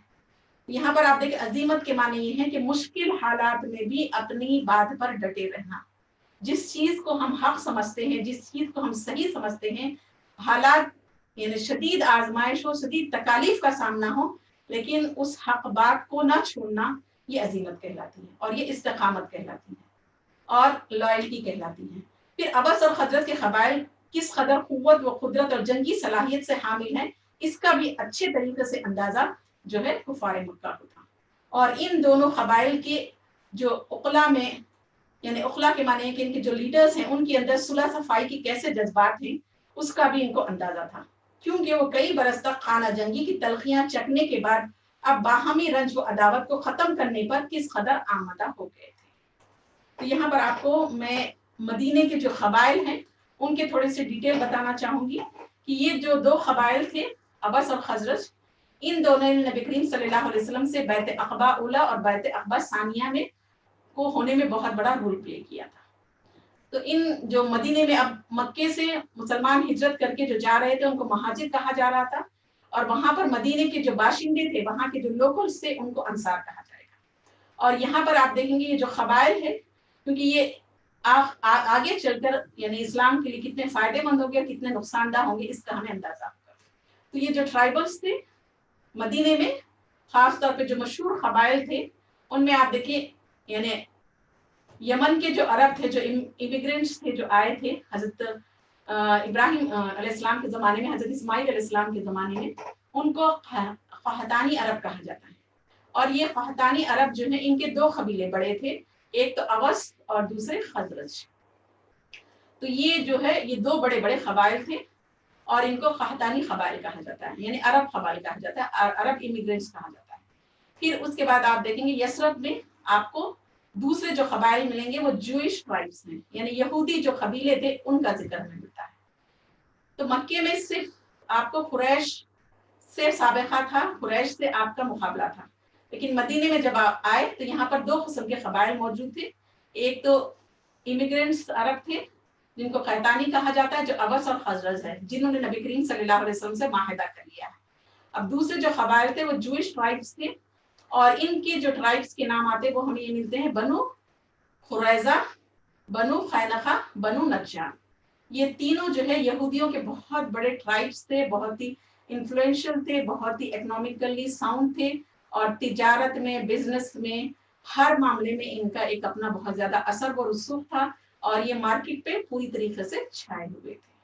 तो ये पांच बड़े बड़े हमें ट्राइब्स मिलते हैं, एक तो अवस और खजरज, एंड दूसरे जो है बनु खुरैजा, बनु खैनखा और बनु नज्जार। तो अक्सर जब ये लोग यानी अवस और खजरज के जो लोग हैं, इनकी दोनों की भी आपस में नहीं बनती थी, और इन दोनों कबाइल के दरमियान साल से यानी एक इख्तिलाफ था, और इनके अंदर एक बहुत बड़ी यानी इनकी एक जंग हुई थी जिसका जिक्र हमें सीरा की किताबों में मिलता है, जिसको बैटल ऑफ बुआस कहा जाता है। तो ये जो जंग बुआस हुई थी ये अवस और खजरज के दरमियान हुई। हालांकि वो दोनों एक ही अरबी थे, लेकिन उसके बावजूद ये दो कबाइल हमेशा एक दूसरे से आपस में लड़ते रहते थे। ये जो इनकी जो जंग थी, बाद स्कॉलर्स कहते हैं यानी 128 साल तक ये मुसलसिल इनके आपस में जंग चलती रही है। हर थोड़े दिनों को ये दोनों कबाइल एक दूसरे से भिड़ते रहते और एक दूसरे को खत्म करते, और एक दूसरे की इकोनॉमी को ये लोग तबाह कर रहे।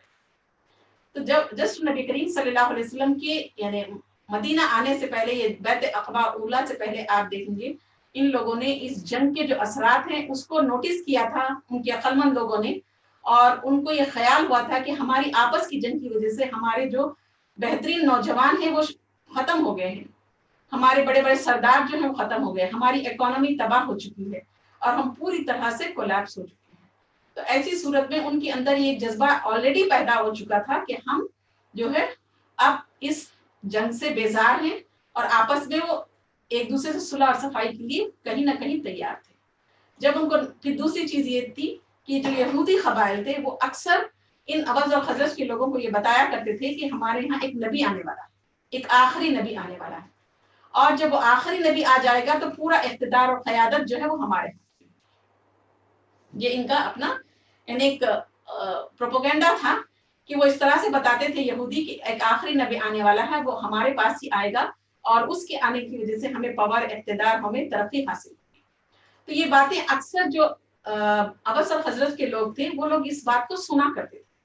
तो उनको ये लगा कि जब नबी करीम सल्लल्लाहु अलैहि वसल्लम का इनको पता चला तो फौरन ये बैत करने के लिए इसलिए हाजिर हो गए कि अगर इस नबी को हम साथ देंगे तो फिर ये जो पोजीशन है हमारी, हमको भी मिल सकती। तो यहाँ पर ये बताया गया कि पीपल ऑफ यसरब जो है where the neighbours of the juice. तो से मैं चंद चीजें रखूंगी। and everyone now and then in mention was made in their meetings and assemblies about the appointment of an Arabian prophet to the prophetic mission. तो इतना ज्यादा ये लोग बताते थे, तो इसकी वजह से क्या है, जो ये आइडल वर्शिपर्स थे, इन लोगों को ना एक यानी एक तकलीफ हुआ करती थी।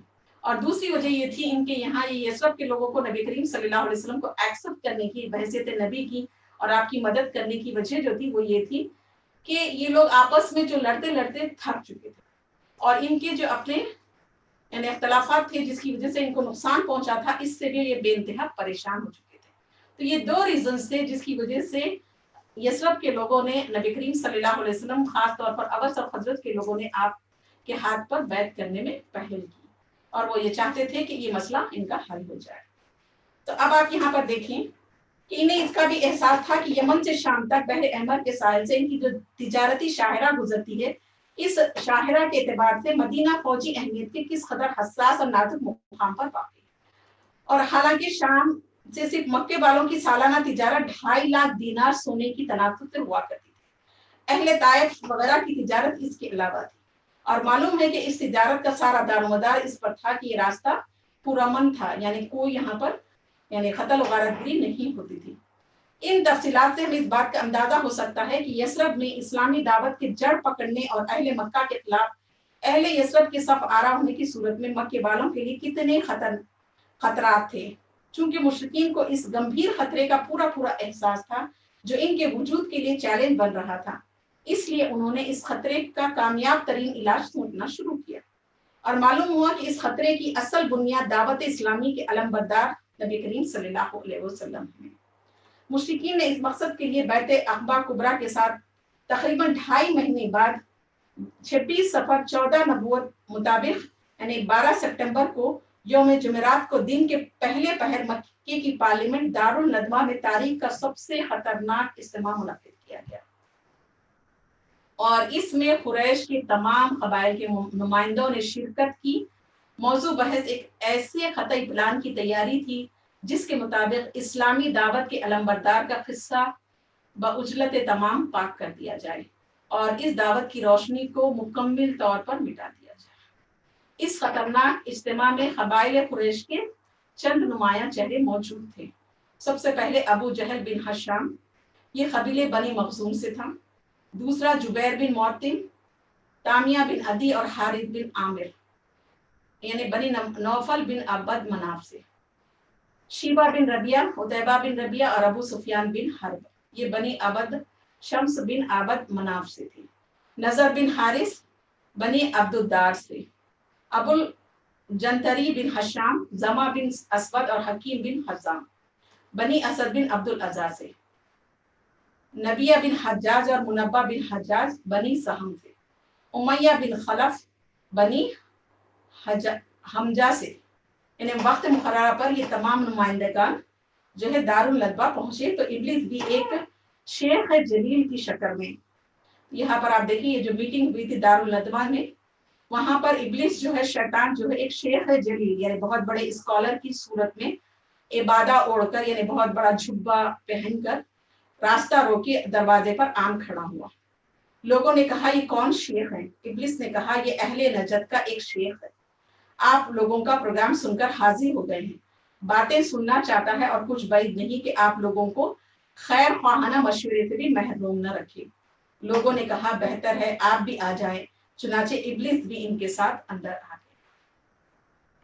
अब पार्लिमानी बहस और नबी करीम सल्लल्लाहु अलैहि वसल्लम के कत्ल की जो जालिमाना करारदाद थी, जो रेजोल्यूशन थी, वो पास हो गई और पर तमाम लोगों ने इत्तेफाक किया।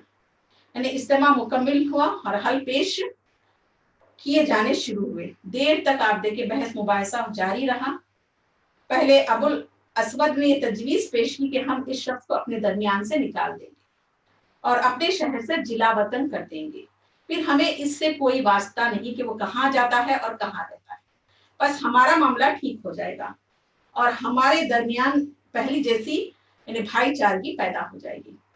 मगर शेर नजदी ने कहा, यानी इब्लिस जो था शेर नजदी के नाम से मौजूद था ना, नजद की तरफ से आया है, तो शेख नजदी ने कहा नहीं, खुदा की कसम ये मुनासिब राय नहीं, तुम देखते नहीं कि इस शख्स की बात कितनी उम्दा और बोल कितने मीठे हैं और जो कुछ लाता है इसके जरिए किसी तरह लोगों का दिल जीत लेता है। خدا کی قسم اگر تم نے ایسا کیا تو کچھ اطمینان نہیں کہ وہ عرب کے کسی قبیلے میں نازل ہو اور انہیں اپنا فالوور بنا لیں کے بعد تم یعنی چھپ جاؤ اور تمہارے شہر کے اندر تم سے جیسا چاہے وہ سلوک کرے، اس کے بجائے کوئی اور سجیشن پیش کیا جائے اور کوئی سجیشن سوچا جائے۔ اس طرح سے شیخ نجد نے بولا۔ اب ابو البختری نے کہا یعنی نبی کریم صلی اللہ علیہ وسلم کو لوہے کی بیڑیوں میں جکڑ کر قید کر دیا جائے اور باہر سے دروازہ بند کر دو، پھر اس انجام موت کا انتظار کرو جو اس سے پہلے دوسرے شاعروں مثلا زہیر اور نابالغہ وغیرہ کا ہو چکا ہے، یعنی اس سے پہلے کسی دو شاعروں کا انہوں نے ایسے انجام کیا تھا۔ پھر شیخ نجدی یعنی ابلیس نے کہا نہیں، خدا کی قسم یہ بھی مناسب رائے نہیں ہے، بلّہ اگر تم لوگوں نے اسے قید کر دیا جیسا کہ تم کہہ رہے ہو تو اس کی خبر بند دروازے سے باہر نکل کر اس کے ساتھیوں تک ضرور پہنچے گی، پھر کچھ بعید نہیں کہ وہ لوگ تم پر دھاوا بول کر اس شخص کو تمہارے قبضے سے نکال لے جائیں، پھر اس کی مدد سے اپنی تعداد بڑھا کر تمہیں پھر مغلوب کر دے، تم پر ڈومینیٹ ہو جائے، لہذا مناسب رائے نہیں کوئی اور تجویز کو سوچا جائے۔ یہ دونوں تجاویز پارلیمنٹ ریجیکٹ کر چکی تھی، تو ایک تیسری مجرمانہ یعنی کرمنل سجیشن پیش کی گئی جس سے تمام ممبران نے اتفاق کیا، اور اسے پیش کرنے والا مکے کا سب سے بڑا مجرم کرمنل ابو جہل تھا۔ اس نے کہا اس شخص کے بارے میں میری ایک رائے ہے، میں دیکھتا ہوں کہ اب تک تم لوگ اس پر نہیں پہنچے۔ لوگوں نے کہا ابو الحکم وہ کیا ہے؟ ابو جہل نے کہا میری رائے ہے کہ ہم ہر قبیلے میں سے ایک مضبوط صاحب نسب اور بانکا جوان منتخب کر لیں، پھر ہر ایک کو ایک تیز تلوار دیں، اس کے بعد سب کے سب اس شخص کا رخ کریں اور اس طرح ایک وار میں کام تمام کر دیں۔ جیسے ہی ایک آدمی نے تلوار ماری ہو یوں ہمیں اس شخص سے راحت مل جائے گی، اور اس طرح قتل کرنے کا نتیجہ یہ ہوگا کہ اس شخص کا خون سارے قبائل میں بکھر جائے گا اور بنو عبد مناف سارے قبیلوں سے جنگ نہ کر سکیں گے، لہذا دید یعنی کمپنسیشن خون بہا لینے پر راضی ہو جائیں گے اور ہم دید ادا کر دیں گے۔ شیخ نجدی نے بات یہ رہی جو اس نے یعنی شیخ نجدی نے کہا، ابلیس نے بات یہ رہی جو اس نوجوان نے کہی، اگر کوئی تجویز اور رائے ہو سکتی تو یہی ہے، باقی سب بیکار ہے۔ اس کے بعد پارلیمان مکہ نے اس مجرمانہ قرارداد ریزولوشن پر اتفاق کر لیا اور تمام ممبران نے مکمل ارادے کے ساتھ اپنے گھروں کو واپس ہو گئے کہ اس قرارداد اس ریزولوشن پر عمل فوراً ہی ہمیں کرنا چاہیے۔ تو یہاں تک آپ دیکھیں کہ نبی کریم صلی اللہ علیہ وسلم کے سلسلے میں سازش کی گئی اور آخری پلاٹ کیا گیا کہ کس طرح سے نبی کریم صلی اللہ علیہ وسلم کے معاملے کو ہمیشہ کے لیے ختم کر دیا جائے گا۔ تو ہم نے دیکھا اب کہ یہ سارے بیعتیں عقبہ ثانیہ میں ہم نے دیکھا کہ جو سب سے اہم جنہوں نے رول پلے کیا ہے وہ انصار کی جانب سے یعنی یثرب والوں کی جانب سے حضرت کعب رضی اللہ تعالیٰ عنہ، اور مدینے والوں کی طرف سے حضرت عباس ابن مطلب رضی اللہ تعالیٰ نے ایک بہت ہی امپورٹنٹ رول اس کو پلے کیا تھا انہوں نے کہ کس طریقے سے یہ ڈیلیگیشن فائنل ہو جائے۔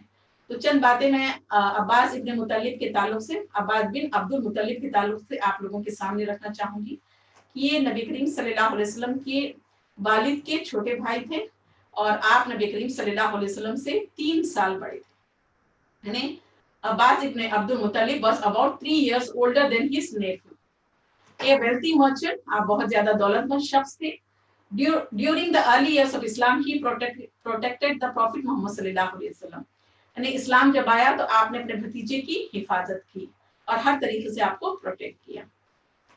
While he was in Makkah, یعنی آپ جب مکے میں تھے but only became a convert after the battle of Badr. یعنی نبی کریم صلی اللہ علیہ وسلم کا ہر حال میں آپ نے ساتھ دیا لیکن آپ نے اسلام کو قبول نہیں کیا، تو جنگ بدر کے بعد آپ نے اسلام کو قبول کیا۔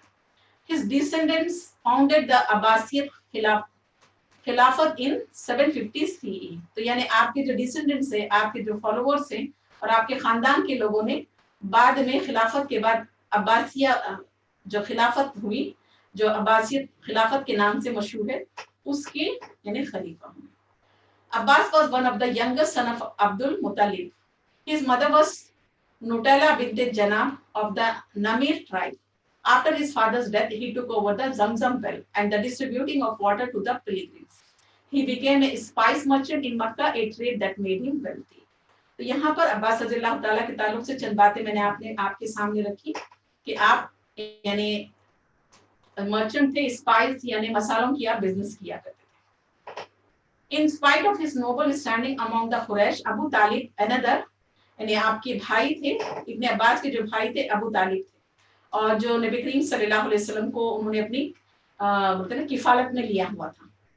तो अबू तालिब के सिलसिले में जो अबू तालिब हजरत अब्बास के भाई होते थे, another uncle of the Prophet Muhammad सल्लल्लाहु अलैहि वसल्लम was quite poor, यानी आप जो हैं अबू तालिब जो थे वो बहुत गरीब थे। He had a large family and did not have enough means to support them adequately, यानी आप बहुत ही गरीब थे और आपकी जो बड़ी फैमिली थी आप उसको यानी मैनेज नहीं कर पा रहे थे गरीबी की वजह से। तो ऐसे सिचुएशन में खास तौर पे जब वहां पे खैत आया तो उसकी वजह से अरबन पेनिनसुला में तो अबू तालिब की फैमिली को बहुत ज्यादा मुश्किलात का सामना करना पड़ा। तो इस टाइम में जब ये ड्राउट का मौका था, खहत का वक्त था, नबी करीम सल्लल्लाहु अलैहि वसल्लम ने अपने चचा जो है अब्बास जो है उनसे कहा कि आपके भाई जो है उनकी एक बहुत बड़ी फैमिली है, और उसके ऊपर आप देखेंगे ये जो खहत का जमाना आया है इसकी वजह से, ये मुसीबत की वजह से और ज्यादा ये सख्त मुश्किल तरीन हालात से गुजर रहे हैं। तो आपने कहा चले आप और मैं उनके घर जाते हैं और उनकी थोड़ी सी रिस्पॉन्सिबिलिटी का जो बर्डन है उसको कम कर देते हैं। मैं उनके एक बेटे को यानी अपनी किफालत में ले लेता हूँ और उसका टेक केयर करता हूँ और आप एक को ले लीजिए। जब हजरत अब्बास इस बात से राजी हो गए तो ये दोनों मिलकर अबू तालिब के पास गए और उनसे कहा कि हम आपकी मुश्किल को आसान करना चाहते हैं, आपकी जिम्मेदारियों का थोड़ा सा बर्डन हम जो है हल्का करना चाहते हैं, और जब तक कि जो मुसीबत का वक्त है गुजर ना जाए। तो अबू तालिब राजी हो गए और नबी करीम सल्लल्लाहु अलैहि वसल्लम ने हजरत अली की किफालत की जिम्मेदारी उठा ली और हजरत अब्बास रज़ियल्लाहु ताला अन्हु ने हजरत जाफर रज़ियल्लाहु ताला को यानी अपने साथ रखने और उनकी जिम्मेदारी उठाने का वादा किया और वो अपने साथ इनको ले आए। तो नबी करीम सल्लल्लाहु अलैहि वसल्लम ने हजरत अली को अपने साथ ले आए और अपने साथ रखा बीबी खदीजा के घर में, और फिर हजरत अब्बास ने हजरत जाफर को अपने साथ लेकर आए और उनको अपने साथ अपने घर। तो अल्हम्दुलिल्लाह जब तक ये लोग यंग और जवान नहीं हो गए, खुद इंडिपेंडेंट नहीं हो गए। तो इस तरीके से हजरत अब्बास एक बहुत ही प्रोमिनेंट और बहुत ही गैर मामूली शख्सियत थे, और आपके वालिद के यानी आपके अब्दुल मुत्तलिब के इंतकाल के बाद उसकी जमजम की जो तौलियत है वो हजरत अब्बास को मिली थी। और हजरत अब्बास जो है नबी करीम सल्लल्लाहु अलैहि वसल्लम के वालिद यानी अब्दुल्ला के छोटे भाई थे। हालांकि इन्होंने इस्लाम शुरू में कबूल नहीं किया, बट इसके बावजूद आपने अपने भतीजे की यानी प्रोटेक्शन में कोई कसर ना छोड़ी और आपके साथ देने में कोई आपने कसर नहीं छोड़ी। जब हजरत इब्ने अब्बास इस्लाम कबूल करे उसकी रिवायत में आता है he was captured during the battle of Badr and accepted Islam just before the fall of Makkah। तो आपने बैटल ऑफ बदर में जब आपको पकड़ लिया गया था उस वक्त आपने इस्लाम को कबूल कर लिया। तो आपकी जो वाइफ थी, बीवी जो थी, उन्होंने 20 साल पहले यानी अपनी बीवी के इस्लाम कबूल करने के 20 साल के बाद हजरत अब्बास ने इस्लाम को कबूल किया। सुभान अल्लाह। और आपकी वाइफ का नाम उम्मुल फदल आता है। उम्मुल फदल रज़ियल्लाहु ताला अन्हा है, उनका जो असली नाम था वो लुबना बिनते अल हारिस था। तो ये जो क्या है was one of the earliest convert to Islam and was a close friend of Khadija रज़ियल्लाहु ताला anha, the first wife of the Prophet Muhammad sallallahu alaihi wasallam। Abbas रज़ियल्लाहु ताला अन्हु को was given the right to provide Zamzam water to pilgrims, the rights of which was passed down to his descendants। He is buried at the Jannatul Baqi cemetery in Medina। तो ये आपको अपने खानदान की तरफ से, अब्दुल मुत्तलिब की तरफ से इस जमजम की वेल का आपको इख्तियार मिला था और वो उसको लोगों के अंदर यानी इसकी तौलियत आप रखते थे और उसका इंतजाम आपने संभाला था। और आपका इंतकाल हुआ तो आपको फिर मदीने में दफन किया गया। सुभान अल्लाह। अब आइए उसके बाद जो दूसरी पर्सनालिटी है उसके ताल्लुक से मैं चंद बातें रखूंगी इंशाल्लाह। फिर इनकी इस पर्सनालिटी की चंद बातें हम डिटेल में जानने की कोशिश करेंगे। तो काब बिन मालिक रज़ियल्लाहु ताला के सिलसिले में आता है कि ये मदीने के रहने वाले थे, और इनकी यानी हमें जो डिटेल मिलती है वो ये है कि ये बहुत ही यानी एक नेक इंसान थे اور انہوں نے اسلام کو قبول کیا تھا، اور یہ بیعت عقبہ جو ثانیہ تھی اس کے فائنلائز ہونے میں اور اس کے یعنی شرطوں کو پیش کرنے میں حضرت کعب بن رضی اللہ تعالیٰ عنہ کا ایک بہت ہی امپورٹنٹ رول رہا ہے، اور اس کی وجہ سے آپ دیکھیں بہت ساری یعنی جو شرائط تھیں اور جو اس کے معاملات تھے وہ سارے کے سارے بہت ہی آسانی کے ساتھ اور خوبی کے ساتھ یہ طے پائے تھے۔ تو اس تمام چیزیں یہاں پر بتانے کا مقصد کیا ہے کہ کیوں یہ تمام ڈیٹیلز بتائی جا رہی ہیں، اتنی ڈیٹیل میں یہ ساری چیزیں سامنے رکھی کیوں جا رہی ہیں؟ تو اس کی وجہ آپ دیکھیں گے یہ سارے واقعات پڑھنے سے ہمیں اسلام کا جو سسٹم ہے، نبی کریم صلی اللہ علیہ وسلم بحیثیت نبی کے آپ کو مابعوث کیا گیا، آپ ایک لیڈر بھی تھے، آپ ایک کمانڈر بھی تھے، آپ ایک معلم بھی تھے، اور آپ جو ہیں ایک یعنی باپ بھی تھے، ایک قائد بھی تھے، اور آپ ایک شوہر بھی تھے، اور تمام جتنے بھی آپ کے رول رہے ہیں ان تمام رول میں آپ دیکھیں گے آپ ایک یعنی اس کو پرفیکٹلی آپ نے اس کو ادا کیا۔ جب پولیٹیکل سسٹم کی بات آئی تو آپ نے کس بہترین طریقے سے یعنی پولیٹیکل الائنس کی آپ نے، اور کس طریقے سے مسلمانوں اور اسلام کے فائدے اور بھلائی کے لیے کس طرح سے آپ نے معاہدات کیے، کس طریقے سے آپ نے کانٹریکٹ کیے ہیں۔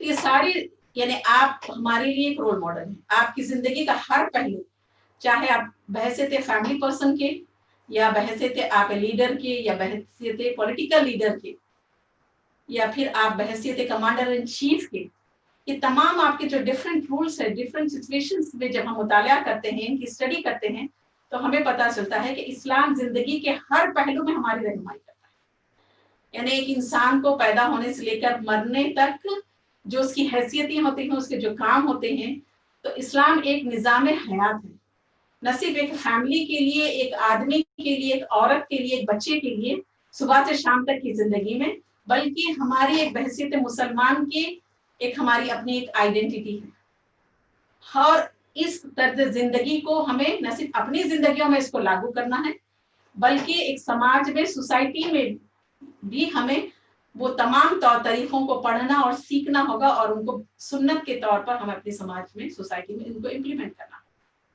تو ہمیں باضابطہ طور پر ایک پولیٹیکل سسٹم بھی بتا دیا جائے کہ اسلامک اور مسلمانوں کا جو پولیٹیکل سسٹم ہے وہ کس طرح سے ہوگا، اور یہ سسٹم کو کس طریقے سے مسلمانوں کو یعنی سیکھ کر سمجھنا ہوگا، اور پھر اس کو آپ دیکھیں گے اس کو استعمال کرنا۔ تو صرف اسلام یہ نہیں ہے کہ کھانا کھاتے وقت میں بسم اللہ بولا جائے، یا باتھ روم میں جا رہے ہیں تو سیدھا پیر ڈالنا چاہیے، الٹا پیر ڈالنا چاہیے، باہر آ رہے ہیں تو یہ کرنا چاہیے، یا پھر نماز کے اوقات۔ اسلام صرف عبادات تک محدود نہیں ہے، اسلام کی سنتیں صرف یہ چھوٹی چھوٹی سنتیں ہی نہیں، یہ تو سنتیں ہیں ہی ہیں، لیکن یہ بھی ایک سنت ہے کہ اسلامی نظام کو دنیا میں یعنی اپنی زندگی میں ہمیں نافذ کرنا ہے، اپنے گھر میں، اپنے خاندان میں، اپنے سماج میں اور سوسائٹی میں اسلامی زندگی کو نافذ کرنا اور اس کے طور طریقوں کو نافذ کرنا، یہ ہر مسلمان کی ذمہ داری ہے۔ تو ابھی آپ کے سامنے میں نے بتایا کہ کعب بن مالک رضی اللہ تعالیٰ، یعنی ان کے سلسلے میں نے آپ کو بتایا کہ کس طریقے سے انہوں نے بیعت عقبہ ثانیہ میں انہوں نے ایک اہم رول پلے کیا تھا۔ کعب بن مالک یعنی before he became Muslim, Ka'b bin Malik was considered to be one of the 5 greatest poets in Medina. یعنی کعب بن مالک رضی اللہ تعالیٰ ایک بہت بڑے شاعر تھے، اور مدینے کے جو 5 بڑے بڑے شاعر ہیں ان 5 بڑے شاعروں میں ان کا مقام تھا۔ He created storms with his tongue in the battles between the Aws and Khazraj. یعنی یہ اپنی شاعری کے ذریعے سے جب یہ اوس اور خزرج کے درمیان جنگ ہوتی تھی تو اپنی شاعری کے ذریعے یعنی آگ لگا دیتے تھے، اور لوگوں کے درمیان ان کے جذبات اور احساسات کو ایسے جگاتے کہ وہ خون یعنی کسی طریقے سے بھی یعنی جنگ پورے جوش و خروش کے ساتھ لڑا کرتے تھے۔ پھر آپ دیکھیں گے he received a good education، یعنی ان کی بہت اچھی تعلیم بھی تھی۔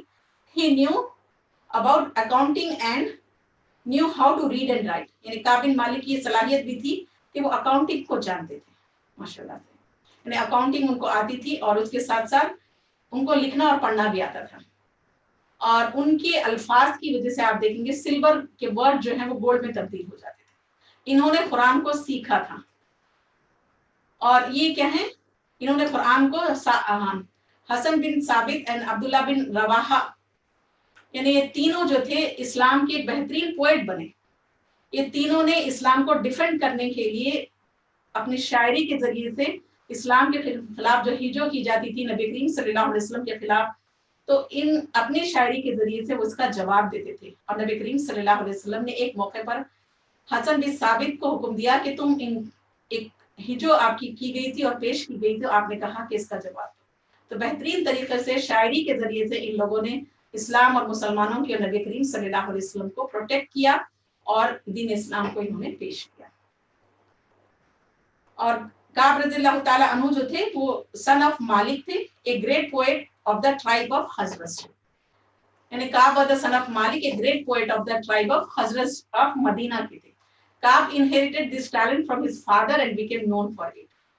کعب was among those who hastened to embrace Islam. یعنی حضرت کعب رضی اللہ تعالیٰ نے اسلام قبول کرنے میں بہت جلدی کی، الحمدللہ.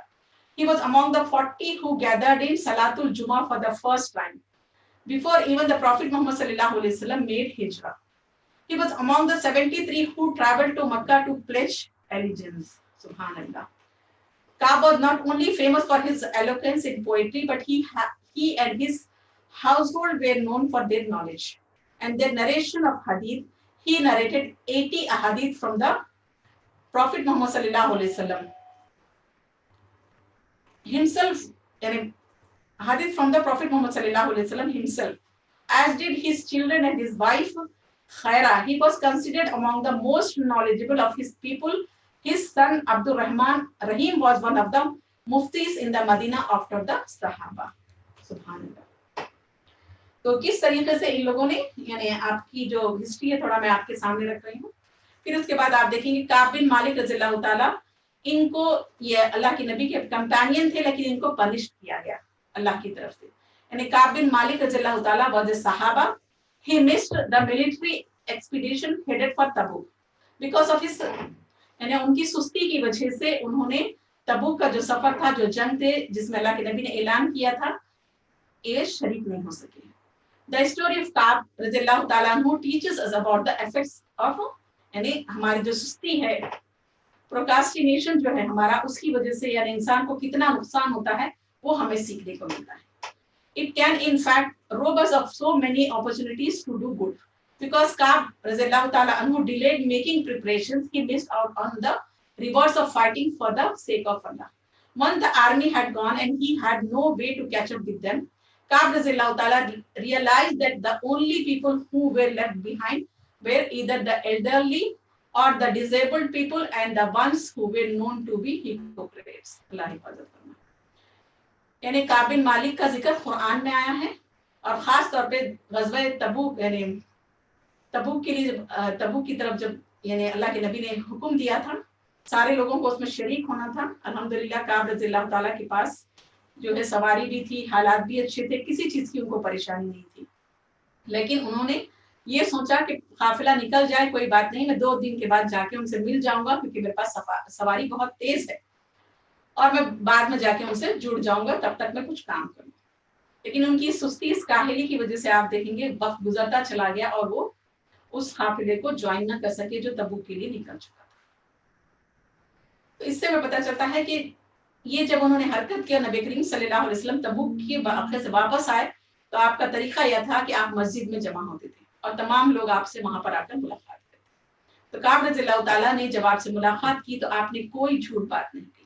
آپ نے کہا کہ صرف میری سستی کی اور کاہلی کی وجہ سے میں نے، یعنی میں ارادہ تو رکھتا تھا لیکن سستی اور کاہلی کی وجہ سے میں قافلے سے آ کے جڑ نہیں سکا اور اس میں شریک نہیں ہو سکا. تو آپ دیکھیں گے آپ کی سچائی کی وجہ سے آپ کو پنشمنٹ دیا گیا. اور پھر آپ دیکھیں گے سورہ توبہ میں اللہ تعالیٰ نے آپ کی برات کی آیتیں نازل فرمائی. سبحان اللہ. تو یہ ایسے صحابی ہیں جن کا نام قرآن میں اللہ تعالیٰ نے لے کر ان کی برات کی یعنی آیتیں نازل کی گئی ہیں. سبحان اللہ. تو ان کا یہ مقام اور یہ مرتبہ ہے کہ کس طریقے سے انہوں نے اسلام کو ڈیفینڈ کیا، اسلام کے لیے اپنی خدمات کو پیش کیا، اور کس طرح سے انہوں نے اپنی زندگی پوری کی پوری اسلام کی خدمت کے لیے، بھلائی کے لیے، عروج کے لیے آپ نے اپنے آپ کو لگا دیا. تو الحمدللہ آج میں اپنے اس لیکچر کو 11th جو ہمارا لیکچر ہے آج کا، اس کو یہاں پر میں روکتی ہوں اور اللہ سے یہی دعا کرتی ہوں کہ اللہ تعالیٰ ہم سب کو اسلام کے احکامات پر عمل کرنے والے بنائے. اور خاص طور پر 2-3 چیزیں خاص طور پر اس لیکچر سے ہمیں سیکھنے کو ملتی ہیں. ایک تو یہ ہے کہ کوئی مرد کسی عورت سے مصافحہ نہ کرے، ہاتھ نہ ملائے، چاہے ان کی کتنی بڑی پوزیشن ہو اور چاہے نامحرم، چاہے بوڑھے ہو یا جوان، لیڈر ہو یا پوزیشن ہولڈر ہو، کوئی بھی ہو، ایک دوسرے سے یعنی نامحرم مرد اور عورت ایک دوسرے کو ہاتھ نہیں لگا سکتے، یہ حرام ہے، اس سے منع کیا. پھر دوسری چیز ہمیں یہ سیکھنے کو ملتی ہے کہ سستی اور کاہلی کی وجہ سے حضرت کعب بن مالک رضی اللہ تعالیٰ عنہ کے واقعے سے کہ انسان سستی کی وجہ سے، کاہلی کی وجہ سے بڑے بڑے اجر سے محروم ہو جاتا ہے.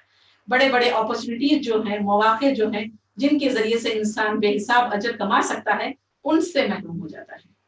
اور اسلام میں سستی اور کاہلی کی کوئی گنجائش نہیں ہے. اور دین کی عبادات میں سستی کاہلی، دین کے کاموں میں سستی کاہلی، ہر چیز میں جو ہے ڈیلے کرنا، سستی کرنا اسلام کے معاملات میں ناپسندیدہ ہے.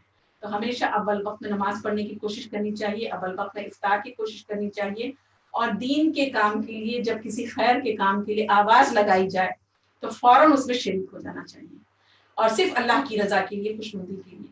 اگر ہم ڈیلے کرتے ہیں یا سستی کرتے ہیں تو پھر آپ دیکھیں موقع سے بھی محروم ہو جاتے ہیں اور اس کی اجر سے بھی محروم ہو جاتے ہیں، اور اللہ کے قربت کے موقع سے بھی ہم محروم ہو جاتے ہیں. تو اس سے ہمیں پتہ چلتا ہے کہ ہم نبی کریم صلی اللہ علیہ وسلم کی زندگی کے واقعات سے سبق لیں، اپنی زندگیوں کی اصلاح کریں اور خیر اور برکت اور بھلائی کے کاموں میں سبقت کریں. یہاں پر میں اپنی بات روک رہی ہوں. آخر دعوانا الحمدللہ رب العالمین.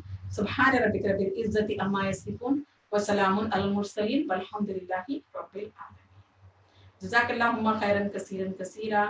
السلام علیکم ورحمۃ اللہ وبرکاتہ.